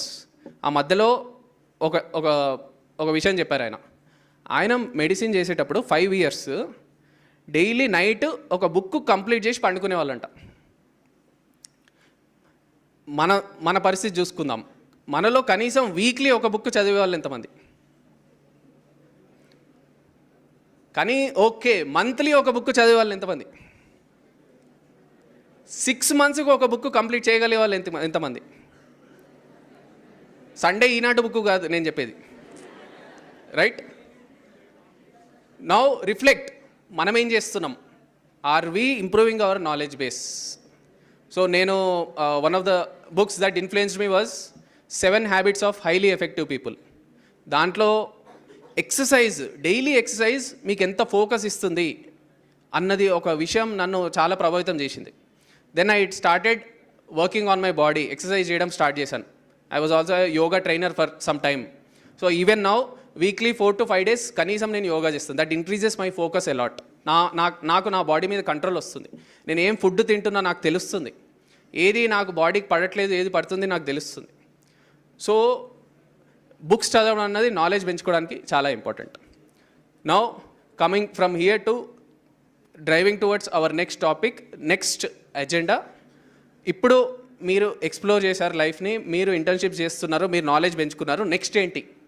How do you move from job seeker to job creator? That is my agenda for today. మీలో కొద్దిమంది అయినా ఎంటర్ప్రీనర్స్ బయటికి రావాలి. ఒక ఎగ్జాంపుల్ తీసుకుందాం. ఇందాక నేను చెప్పాను, ఇన్ఎఫిషియెంట్గా ఉన్న ప్రాసెస్ని ఆర్ ఇన్ఎఫిషియెంట్గా ఉన్న ప్రాబ్లమ్ని చాలా ఎఫిషియెంట్గా సాల్వ్ చేసి దాని ద్వారా జాబ్స్ క్రియేట్ చేయమని చెప్తున్నా. సో ఇప్పుడు మీరు మీ ఇంటి ముందు ఒక కిరాణా షాప్ పెడితే అది ఒక ప్రాబ్లం, ఇన్ఎఫిషియెంట్ ఉన్న ప్రాబ్లమ్ని చాలా ఎఫిషియెంట్గా సాల్వ్ చేసినట్ట? మీరు మీ ఇంటి ముందు కిరాణా షాప్ పెడితే యాజ్ అ బిజినెస్ ఏదైనా ఇన్ఎఫిషియెంట్ ప్రాబ్లమ్ని చాలా ఎఫిషియెంట్ చేసినట్ట కాదా? ఎస్ అని ఎంతమంది అంటారు? నో అనేవాళ్ళు ఎంతమంది? మిగతా వాళ్ళు ఏంటి?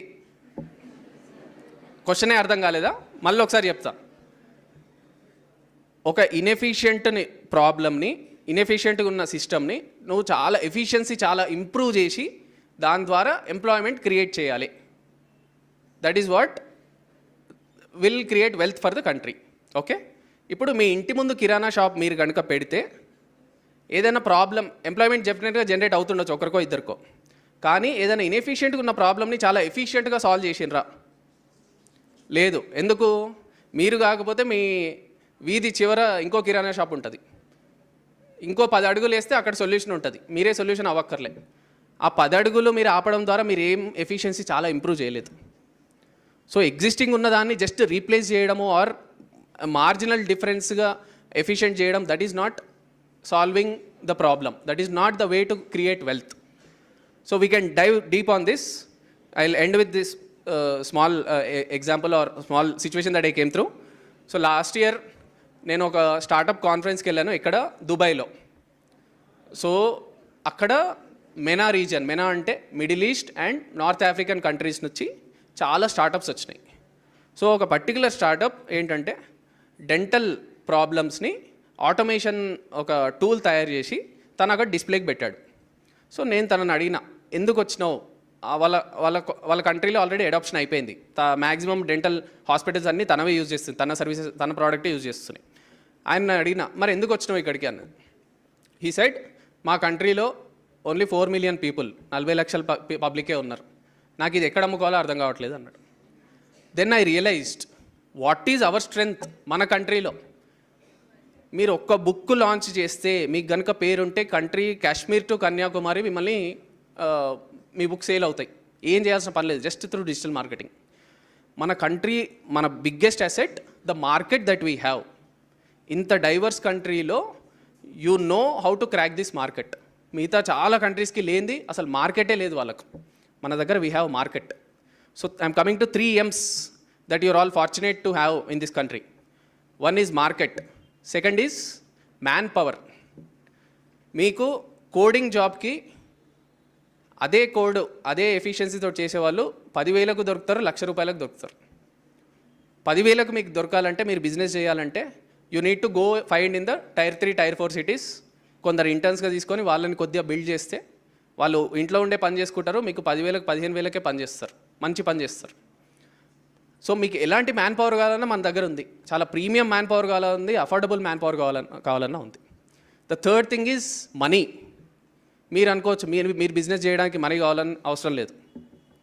Now I run a startup, a tech startup. Maak 18 full-time employees, about 20 part-time employees.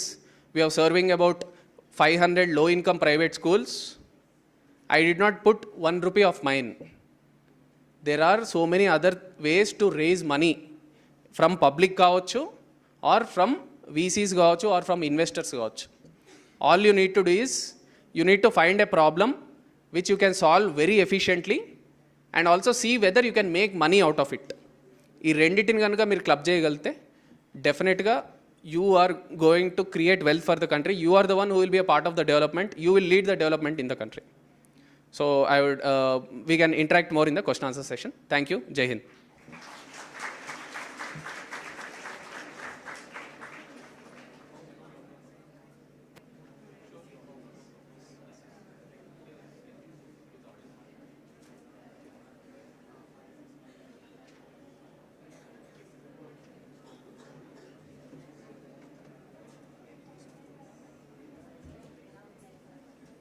Dear friends, I am proud of my student, Narsimha.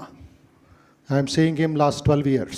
From the day one CBIT student till today, maintained that same intensity, maintained his enthusiasm, and maintains his passion to bring some reforms in the system, starting from the bus pass till what he is doing today. So this is the effect and utility of attending classes in Vivekananda Institute of Human Excellence. You can reach length and breadth and center of the whole nation. Okay? And you may be wondering the concept of marketing and governance and money, how it is connected with the National Youth Day. Read Vivekananda's letters. I was telling the other corporate people there, Dr. Vivekananda wrote 600 letters in 5 years. And each letter speaks about marketing, speaks about organization, speaks about accounting, speaks about discipline. One small note I'll tell you. He writes a letter to his Calcutta students, Calcutta youth, so lazy, so complacent, and so negative. He says, how you are wasting your time, you are not able to earn 1 rupee for your country? Bring gamcha, towels from Dhaka. Bring the masala from Kolkata, from the south, and bring some muslin from Dhaka. I will arrange a market for you in New York and you can earn some money, he says. Vivekananda. He says that was his passion, all-round development. And he writes a letter, a painful letter, because Vivekananda was starving in America. మీ అందరికీ కథలు తెలియదు, ఒక పుస్తకం ఉంది, heroic struggles of Vivekananda అని. దాంట్లో ఇవన్నీ research చేసి రాశారు. He did not have $1 to buy a coffee. He could not stay in a hotel because he was a brown man. They rejected him. Get out, you nigger. So many insults. And he writes a letter requesting some money to be sent to America. My dear friends, his disciple in Madras, Alasinga Perumal, having 13 people in his house and earning only 30 rupees per month salary, Pachappa College, Triplicane, teacher. He also is confused. How can I send some money to Vivekananda by online transfer at that time? Then what? He was depressed, upset, crying. His wife saw, what is the problem with you? I have never seen you so morose and so dull. And he said, this is my guru's problem. He is asking, send some $5, $10 so that I can survive somehow in the cold of Chicago or Detroit or New York. My dear friends, the exact story is like this, okay?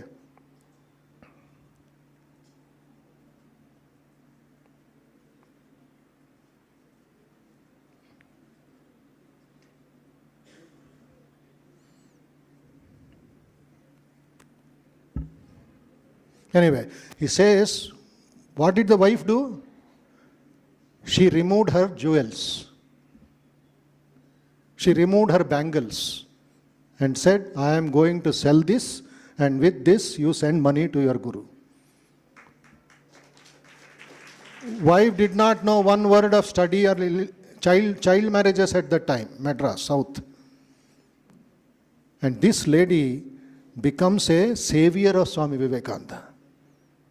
And then Vivekananda understands how so difficult it is for Indian people to get little money. So he starts an organization.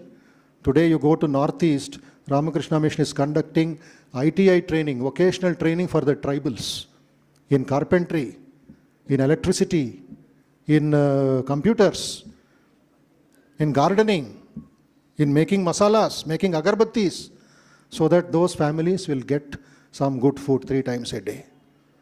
So that work also is very, very important.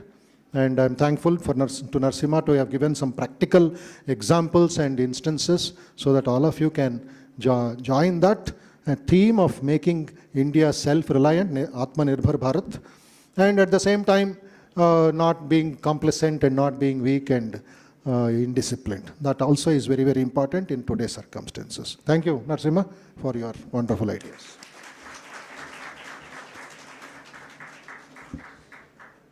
I now request Swami Bodhanandaji to just give a token of love to Narasimha Rao, sir.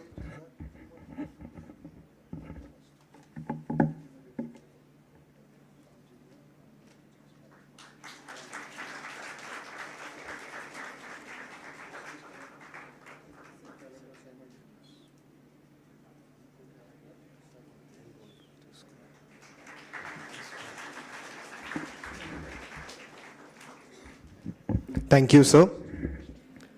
Moving forward, now I would like to introduce Aditya Mehta, sir.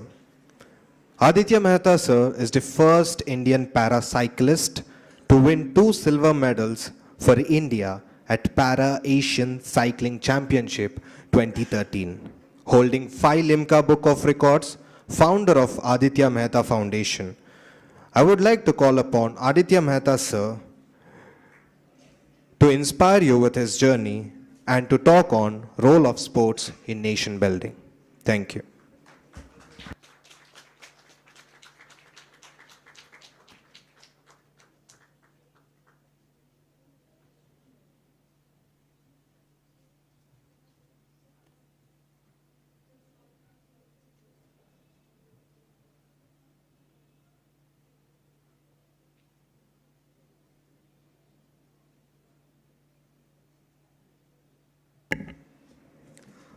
I also take the privilege to invite Monica Reddy ma'am onto the dais. Monica Reddy ma'am is a mother to a 2-year-old telecommunications engineer, National Lead India SVEXA and COO Infinity Spark Private Limited. She is a national level rifle shooter, a dreamer as a child and a visionary growing up. A girl who saw a tomorrow for herself and turned herself into the woman of her own. Welcoming Monica Reddy ma'am to deliver a few words on her journey. So I would request both Aditya Mehta sir and Monica Reddy ma'am to deliver their journeys and talk about role of sports in nation building. Thank you.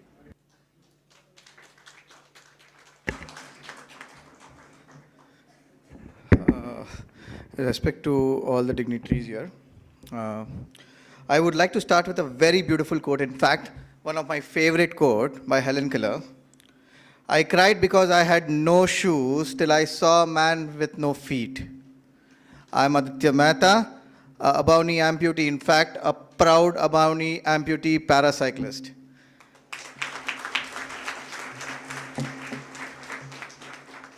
Where shall I start from? Shall I start from my accident, sad story, or from how naughty I was in my school days? Most of my friends, yeah, see, naughty. I like that. So, I was the naughtiest kid in my family, my community, in my whole school. I have first 18 cousins, and every cousin of mine had a strong opinion that in near future, when I grow up, I'm going to become a big terrorist or a big businessman. So I was in 5th class and I was scared of Telugu. as being from a Gujarati family, we are the oldest Gujarati family who's in Hyderabad, 150 years old Gujarati family. Getting into Telugu was a tough task for me, and I failed miserably. In fact, I got only 6 marks. Any guesses? By like how much did I score? Like out of 6? Out of what did I get 6 marks? Absolutely. So my father was strictest uncle, and every second day my cousins used to get caned by my father. And me being his son, going with the marks was very scary. I went back home, and my father broke 3 canes on me. After that, I took seriously my Telugu. Day and night, I worked very hard, including tuitions and everything. And then, in half yearly, any guesses? How many did I score? 4. I had no other option but to go back home, stole my mom's gold earrings and ran away to Goa. In less than 3 days of time, I finished with the money. I called my parents. My mom started crying. I couldn't control myself. I started crying. I told them, and I was back to Hyderabad. So I was, after that, for my all 18, first 18 cousins, I was like a blessing because my father stopped caning everyone. So I was, from day one, I was very naughty. In fact, when I was 16 years old, I had no friends of my age or younger to me, all elder to me. I also wanted to have my own car, everything by my own. So went to my dad, I asked him to support me for a business. No one in my family, they supported me for my business. With 30,000 rupees of investment, I did a turnover of in less than 1 year, 1.5 crore. Till that day, everything was money for me. Everything was money, but I'll tell you later what happened. So, till 22, I became a very successful businessman. I had my own car, everything, when I was 17 years old only. And in fact, I was the youngest kid in my whole community to achieve this kind of goals when I was 17 years old. I started my import business. Let me come back to you on one of my life-changing moment. You can say God has taught something really big for me after that. As I was into exports and imports, I was in China, and via China I was coming back from Hong Kong. I saw a very beautiful helmet, which was a Harley Davidson helmet. Till that day, please note this, because I was this guy and you should know what happened with me. Till that day, I never used to wear a helmet. Never ever, because I was also scared of losing hair. But that Harley Davidson helmet and I having a vintage bullet, to just show off that helmet, I came that day, I took my bullet off, and I was trying to go to one of my colleagues who was into my factory, who was taking care of the factory of the garments. Bus hit me twice from back. Once when it hit me, I could balance my bike. Second time when it hit me, my bullet pulled me for 200 meters. When I saw the bus, the wheel was coming over my head. I turned my body in between both the wheels. I tried pulling my right leg, which it got injured because of the bullet pulling me for 200 meters. I couldn't move that, and it ran over my leg. A man with 2 hands, 2 legs, suddenly getting into this kind of big injury. And in fact, I should tell you this also. When it pulled me for 200 meters, when I was under the bus, I cried for help. No one came forward. I had to pull myself with both my hands out of the bus, under the bus. And then one of my neighbors saw me and he took me to the hospital. So when I go back to my day, that most toughest days of my life, 15 days of hospitalization, every second day they used to dress my wound without any painkillers. On the 6th day, doctor was on a Bluetooth, started dressing my wound, talking to someone, wrapped the POP from the knee to the foot. Until that day, my 4 toes, leaving the greater toe, used to move, and I had a hope of basically saving my leg. But as doctor wrapped it with POP on the 8th day when he saw the wound, he slowly started whispering in his colleagues' ears that, oh God, I did a blunder. What was the blunder? I thought, इससे ज़्यादा बुरा क्या होगा यार? पैर ही इतना हर 2 दिन में वो लोग ड्रेस करे, there is no painkillers. He said that I forgot to apply soframycin pads in between wound and the cotton. So the wound and the cotton got stuck. There was no other option to remove that, only the forceps. So, sir, he removed it like 7 times. After that, my toes stopped moving. Completely it stopped moving. The hope, what I had, it was like I lost the hope because the gangrene started. I had high fever. There was no other option but operate my leg. So doctors used to come and just counsel me that shall I operate your leg above the knee or below the knee. Getting into this much of pain and trying to basically understand what is above or below. I never knew what was that time because I was also able-bodied. So I said, I have no patience, boss. 15 days. This is like a tough life for me. You please operate my leg above the knee. I did a blunder by that because above knee amputation has lot of limitation. But below knee amputation, you can do anything. You can walk without limping. You can sit on the floor. You can do anything, whatever you want.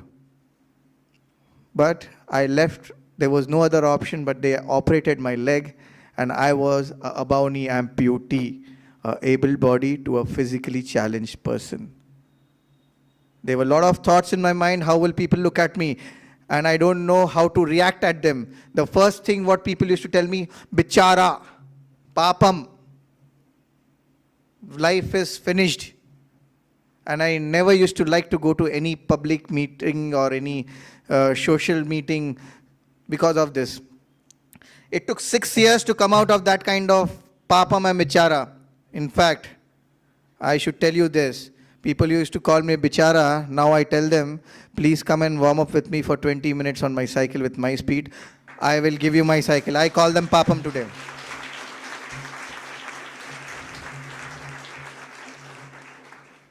So it took 6 years to find a cyclist in me. I saw a very beautiful hoarding of Hyderabad Bicycling Club. There was an event and a new club coming in Hyderabad. I should go back to my childhood because my passion was cycling since my childhood. And when I was in school, as I being from a Banya family, a business family, in my blood, I had business. So when I was in 6th, 7th class, I used to have the best cycle, fully loaded gear, where that time people never used to know that what is gate cycle. So my classmates and my seniors used to ask me around and I used to collect 20 rupees from them. So it took me back to that days, again back to the day of Hyderabad Bicycling Club. I just saw the hoarding. I saw my cousin, he was riding a bike. I used to walk. I just asked my cousin that, can you please hold me from back and I would like to try my cycle, your cycle. So he said, I'm scared you might have a fall. I told him that, boss, being on an artificial limb, I had so many falls. So it's okay. And now that you're with me, you will keep me more stronger. So I still remember that day when I sat on a cycle after my accident, 6 years of accident, coming out of that bichara zone, what used to people call me. I rode for a kilometer. And that kilometer, I still remember I had 5 falls. That 5 falls made me so strong that I became the first Indian to get featured in Limca Books of Record for doing 100 kilometers, fastest 100 kilometers. That was 5.5 hours.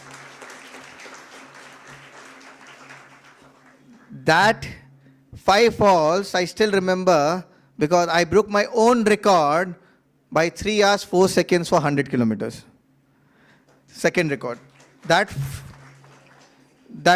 5 falls I still remember of getting a pride to my country by being a first Indian to win 2 silver medals for country at Para Asian Cycling Championship 2013.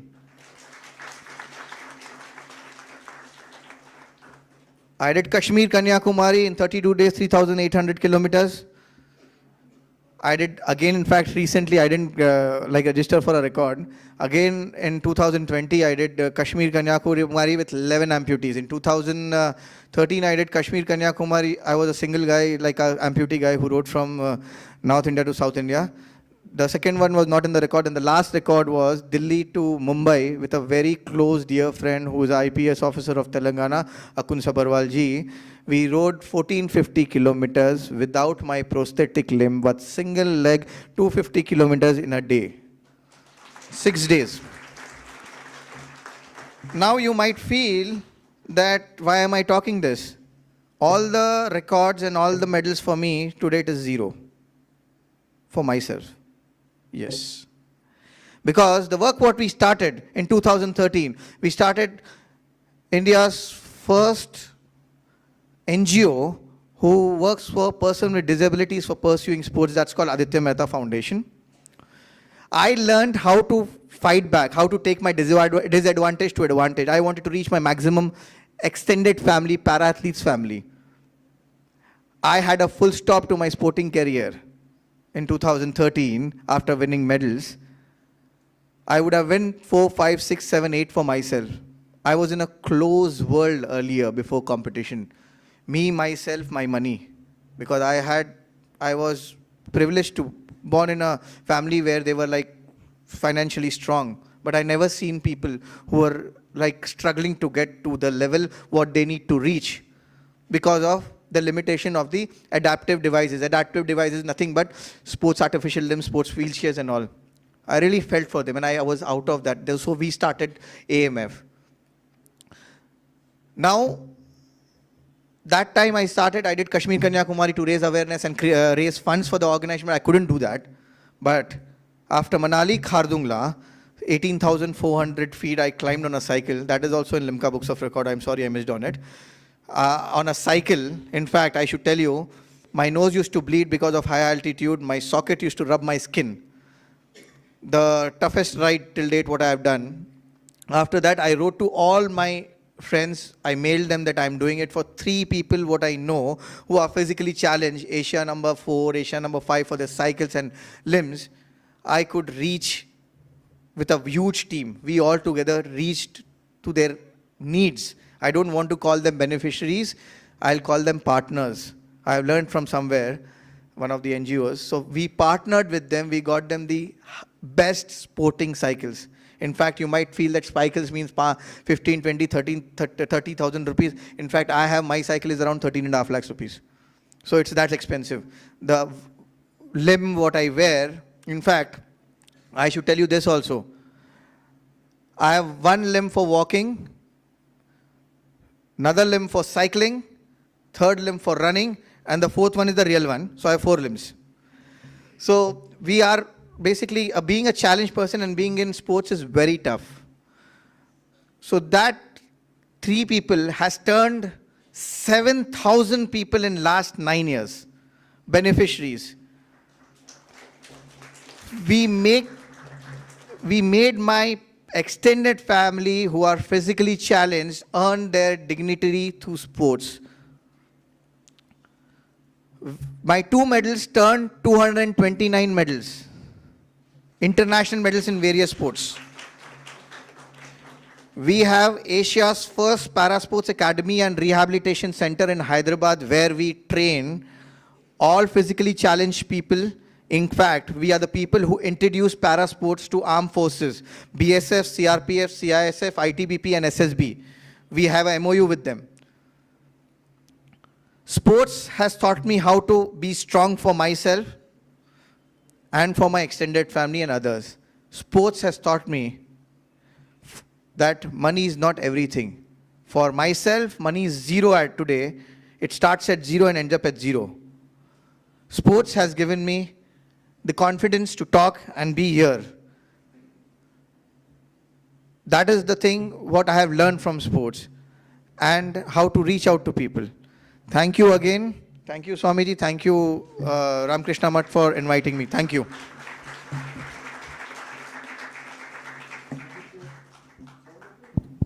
Hello. Yeah, just want to know what is here in your brain that makes you work like a like a Superman. No, no, no, no, no, No, no. just a funny statement. But I want to know, or my young brothers want to know, so much suffering, so much of difficulty, but there's something else, right? Can you just explain that? Willpower? Is it grace? Is it effort? Is it magic? What is that behind? Basically, my parents were behind my strength, frankly speaking.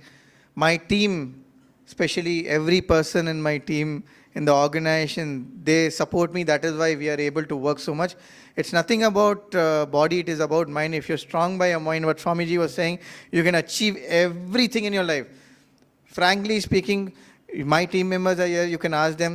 I might face a lot of difficulties. Being from a business family, going and asking people donation, a lot of people make you feel very sad as if they are giving me donation. But what people always say, that ego, what I had earlier from a business family is gone down. I just go in front of everyone and ask them, please donate us so that we can make my extended family's life more fruitful, basically. So this work, what NGO has made me more strong, and sports has made me to achieve my goals as well as my extended family's goals.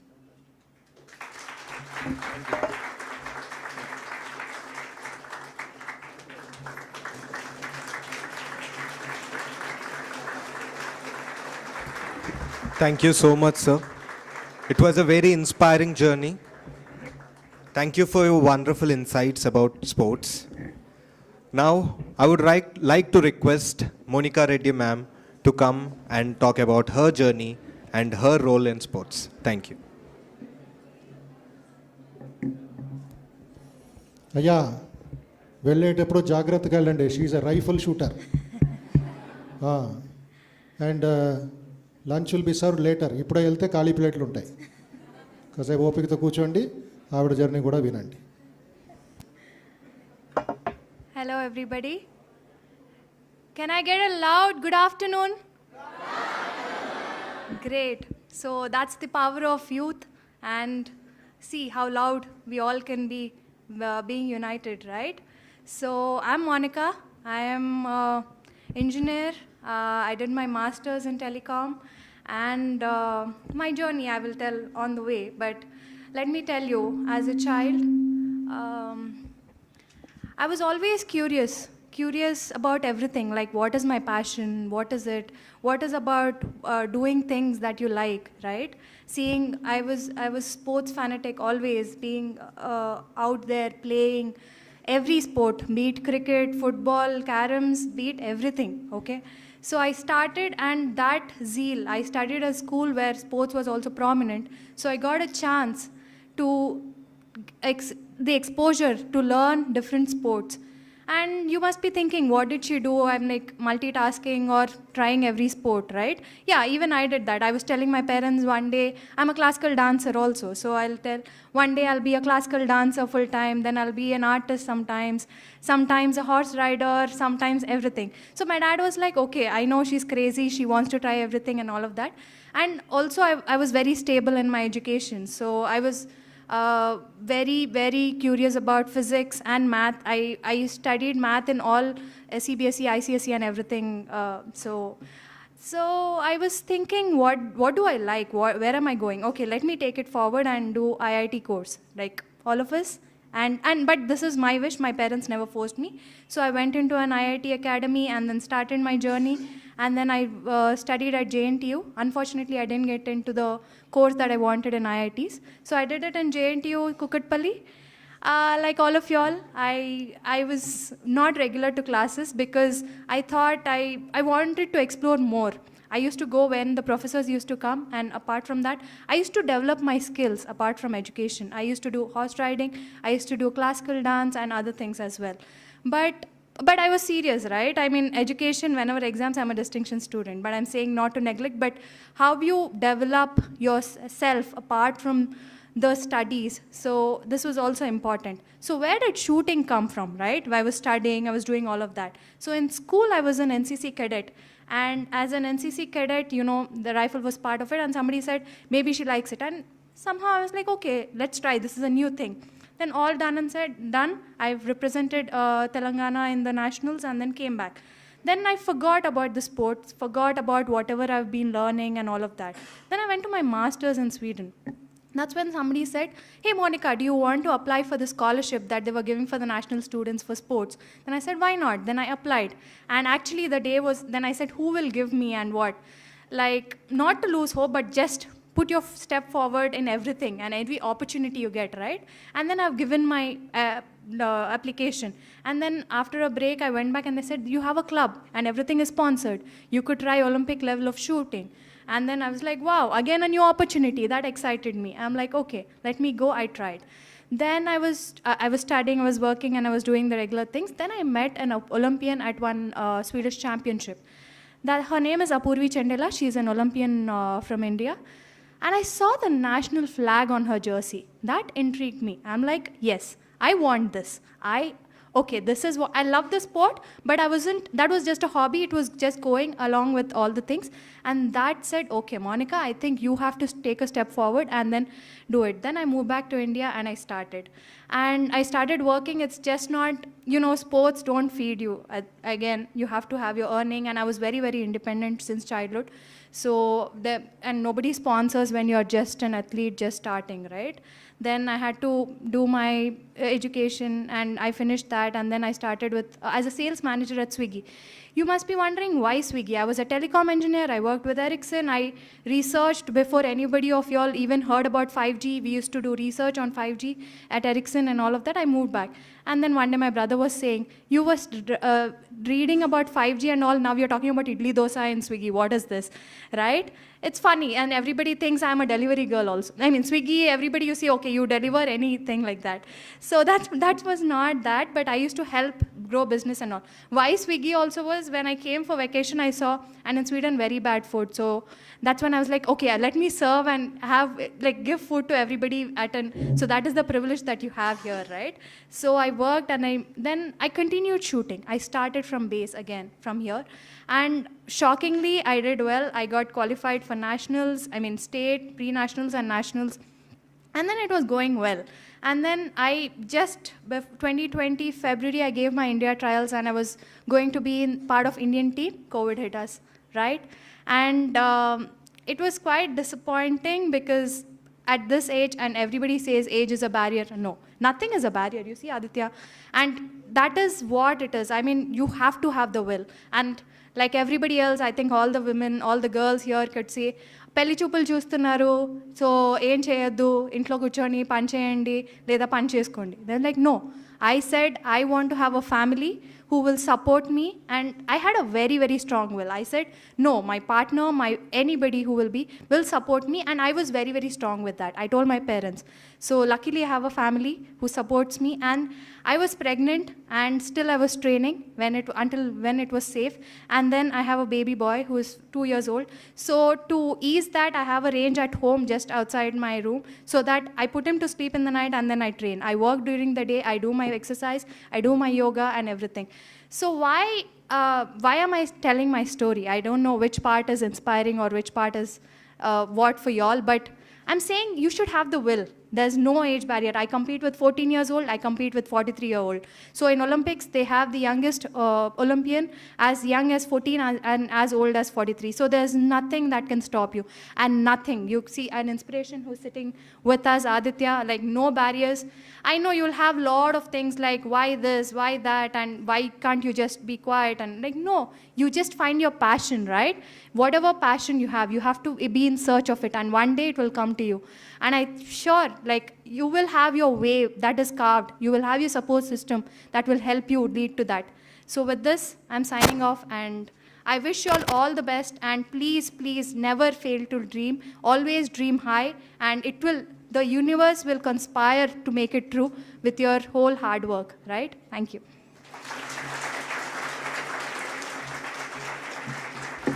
Thank you, ma'am. Now, I would like to request Swami Bodhimananda Ji Maharaj to present a small token of gift and love to Mehta sir as well as Monica Reddy, ma'am.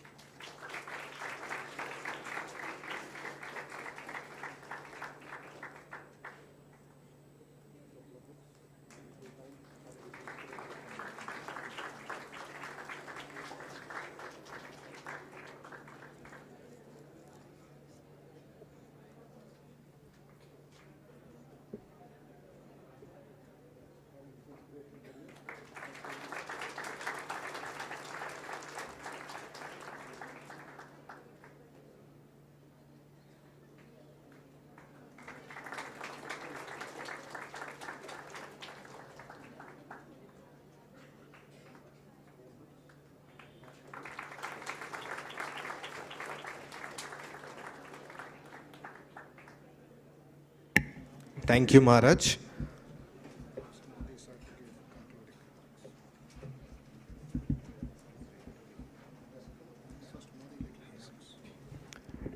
Now, I would like to request Dr. Vivek Modi, sir, faculty, Vivekananda Institute of Human Excellence, to please give few remarks.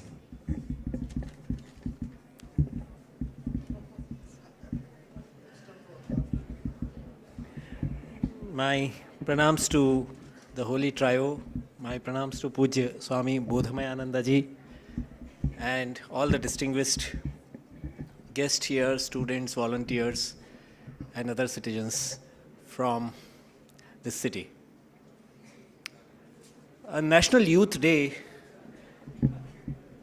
See, coming to a spiritual organization like Ramakrishna Mutt and meeting the kind of people you have met, the stories you have heard, in any other kind of spiritual organizations, usually people don't expect these aspects to be spoken about entrepreneurship, about becoming a job creator and not just job seeker, about taking your journey ahead in the corporate world in a way. Usually we find these things do not happen in the spiritual domain. But this is the speciality. If you read Vivekananda, his ideas are so practical that you don't have to do actually anything but what you have been doing, but just with a right kind of perspective to your life, that how spirituality can be every day applied in our life by doing the very things we have been doing, by just correcting the perspective that if I am doing something well with the standards of my living, I must keep raising the standards of my giving. As Mahato sir's story we just heard, he told about how now it is money means to give, to add more and more value to the fellow people. And the same thing if all of us can apply. I think that liberates and that helps us tremendously in dealing with our day-to-day issues. I humbly request everyone here. See, I came here long back just as a student, and today my association with VIHE is more than a decade old. And one thing which I think which has helped me tremendously in this city, Hyderabad, is Vivekananda Institute of Human Excellence. Because your touch with this, your anchor has to be solid. It's very, very easy in today's world for all of us to drift away. It is a world which promotes impatience because of the fast pace of change. It is the world which makes us indecisive because it gives us multitudes of choices. It is the world which makes us not stay put at one thing, which doesn't help us in focusing on one thing. This is the kind of world we are living. And it's very important for us to anchor ourselves with something like Ramakrishna Mutt, to a role model like Vivekananda. Because here in this realm, you will not be told that, okay, you have to just do bhajan, you have to just do this. Yes, those all things have its own flavor. But we also need to understand that when you read Vivekananda, you can be a great sports person, you can be a great musician, you can be a great reader, an orator, an intellectual, a person who is driven by emotion and bhakti. You get a role model of all sort in that one person. So my humble request on this National Youth Day, on the eve of National Youth Day, that all of you, please see that you are anchored to this place. We are so fortunate that we have here a place like this within our city. And this is a common human fallacy that when we have something great right in front of us, we somehow do not recognize the value of it. That's why people, they cry the loudest when they have somebody in the family demise that, when that person was there, they didn't value. But when the person is gone, then they realize. This is a common human fallacy. My repeated, humble suggestion to all the youth here is, please stay anchored to this place. Please see that you have Vivekananda in your life.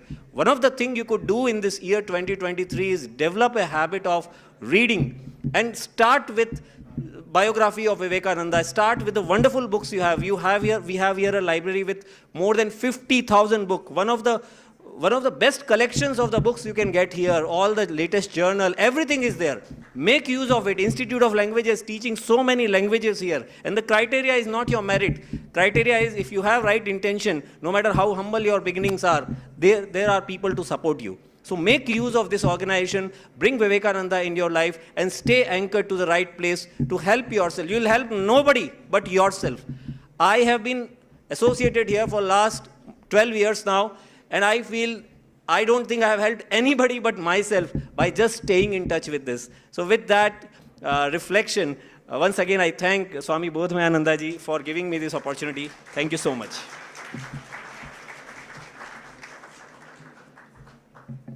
Thank you, sir.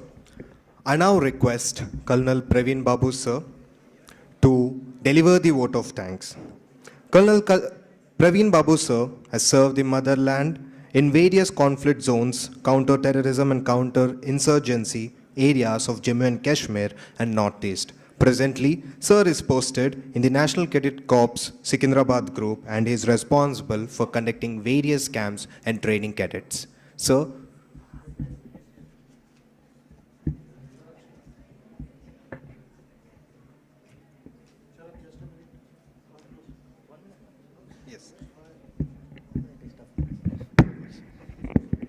I'm not the colonel, if that was the confusion. Very well, I had to miss, I think, few minutes of the program because of other engagements, but what an inspirational lineup throughout the day. Every single person who you heard truly exemplifies the spirit that Swami Vivekananda wanted the young people of India to embody. I have 1 minute, it is limited time, so I do not have something very profound to leave you with right away, right at this moment.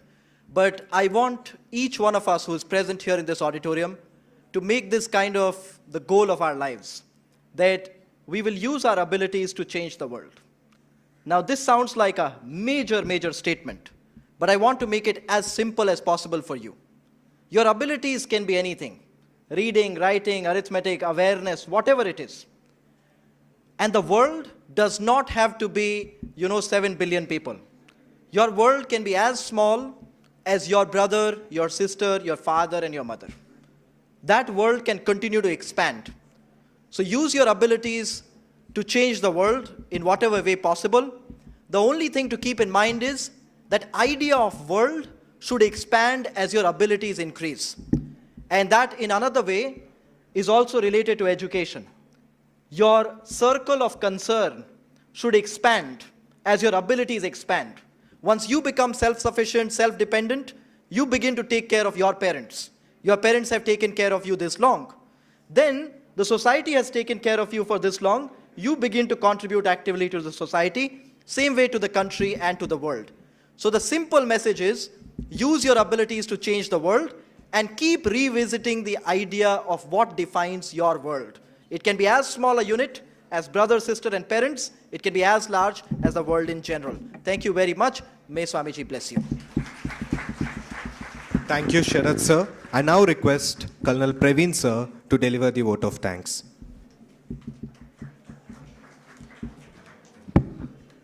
I know the sun has already come onto the meridian and I will not take much of a time. ఎందరో మహానుభావులు అందరికీ వందనములు.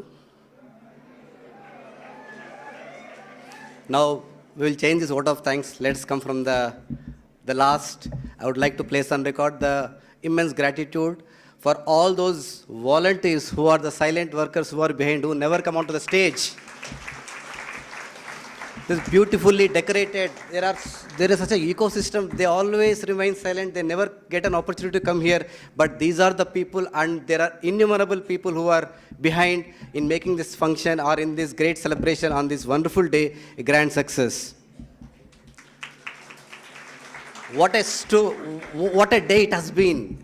Every story, every saga of an inspiration, every distinguished speaker has his own incredible journey. Let's start off from the last. Monica Reddy, what an incredible journey. Never say to die attitude. She has represented the world forums because she never gave up.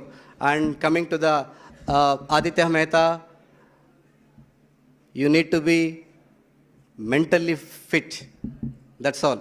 physical inabilities, doesn't matter. But the problem with the largest part of the youth is they are mentally challenged here. They have the weakness, fear, hopelessness, inability to depression, dejection, everything they are here. So first get out of all these things. I'm sure you are going to be the future leaders who are going to create the history in the making. Before that, we had a session where Tarun has beautifully moderated from the corporate perspective of what the youth are in the corporate and how they can. Pratyusha and Srini, wonderful intellectually stimulating discussion which they had about the gratitude, about the long-term perspective in which you need to have patience to make your mark in the corporate role. Before that, so in the words of Swami Ranganathananda, who has inspired Dr. Gurunath Reddy of the Continental Hospital, what a journey he has been, and he has come back at this beautiful, momentous cusp of life where she could have enjoyed by staying in Chicago or the US, the so-called dollar dreams. He has come back to serve the nation in his own field of giving the best of the service, medical services, affordable services, wherein the present healthcare system is rippled with corruption or unnecessary things which we are all aware about the test. But the thing is, he has come back. Not many have that courage to come back again to the country where we have so many problems to give it back to the society. He is the person who sees God in every person who is ailing, the poor, who can be taken onto the medicine and can be affordable. Rather than you go to any lab, they give innumerable number of tests, whether they are useful or not. We have to sell everything. Healthcare nowadays is like robbing. You go there, you get robbed everything. You have to mortgage everything. But he is the person who has come back, and a sincere gratitude to him. There was a beautiful, the tigress in the form of Pranati had come here. What a voice she had, and she has spoken and listed all the quotes of Vivekananda. We should encourage, and I request a good round of applause to that small young girl of just 15 years who stood. I don't know whether she is there or she is not, but who stood in front of all of us and gave that great sayings of us exhorting to follow all those things. Sharat Vivek Sagar. He is Vivek, he is Sagar. So he has got an abundant knowledge on everything, but see the humility of this person.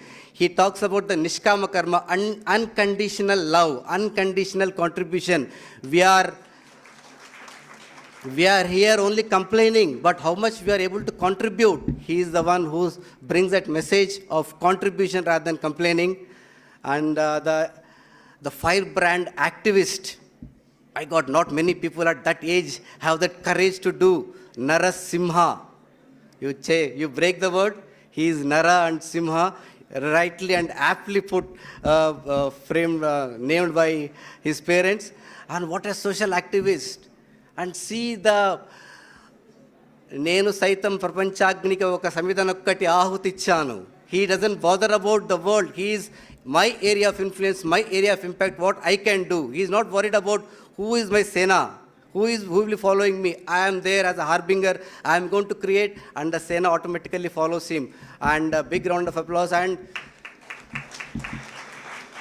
the man behind all these things on September 11th, 1893, when Vivekananda at that forum of Chicago in the world religions, when he reverberated the entire world, one journalist asked him, what was it how did you prepare, or how could you speak like this?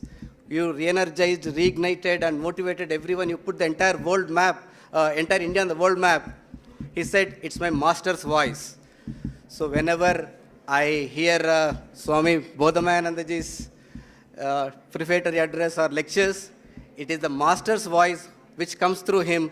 It re-energizes, it motivates, it inspires all of the things. And what a larger purpose of mission what which the Swamiji is aiming for. And without his vision and his planning and his guidance, I don't think anything would have been accomplished on this important day. Our wholehearted gratitude on behalf of all the participants and audience, my wholehearted gratitude to Swami Bodhamananda Daksha Maharaj. And in case if at all I have missed anyone, did I miss anyone, Pratish? Sorry. No, because the entire galaxy of inspirational leaders who were there here, and what a day it was. And I request tomorrow is going to be the actual National Youth Day, wherein even the similar distinguished and more esteemed speakers are going to come. I am sure you will all participate and bring your friends and take an ounce of take away from here to practice and implement in all of your real lives. Thanks again for giving me this opportunity. I find this with all humility. I bow my head with reverence. Thank you, Anadol.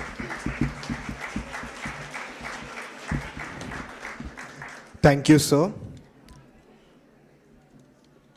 Before proceeding to the lunch prasadam, I would like to invite you all on behalf of Vivekananda Institute of Human Excellence for National Youth Day celebrations, that is on 12th January 2023, that is tomorrow.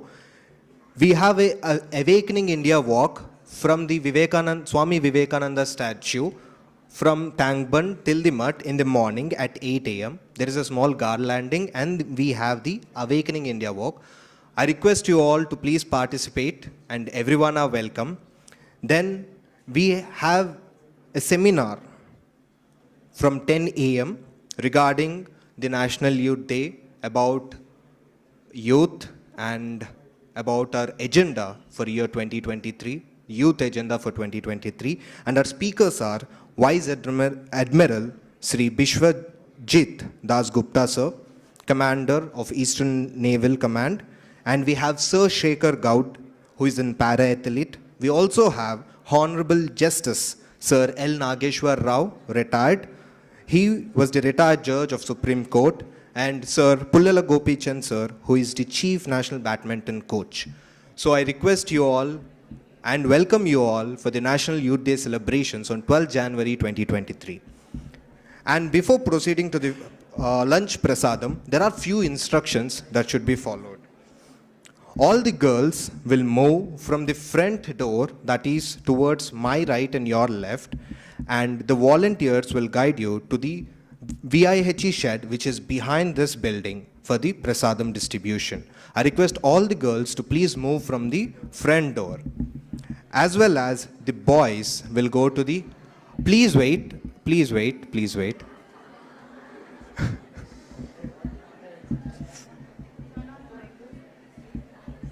ఎక్కడికి వెళ్తున్నారు? వంట చేయడానికా? కూర్చోకుండా అంత restless. ప్రసాదం అక్కడ, భోజనం కాదు, hotel.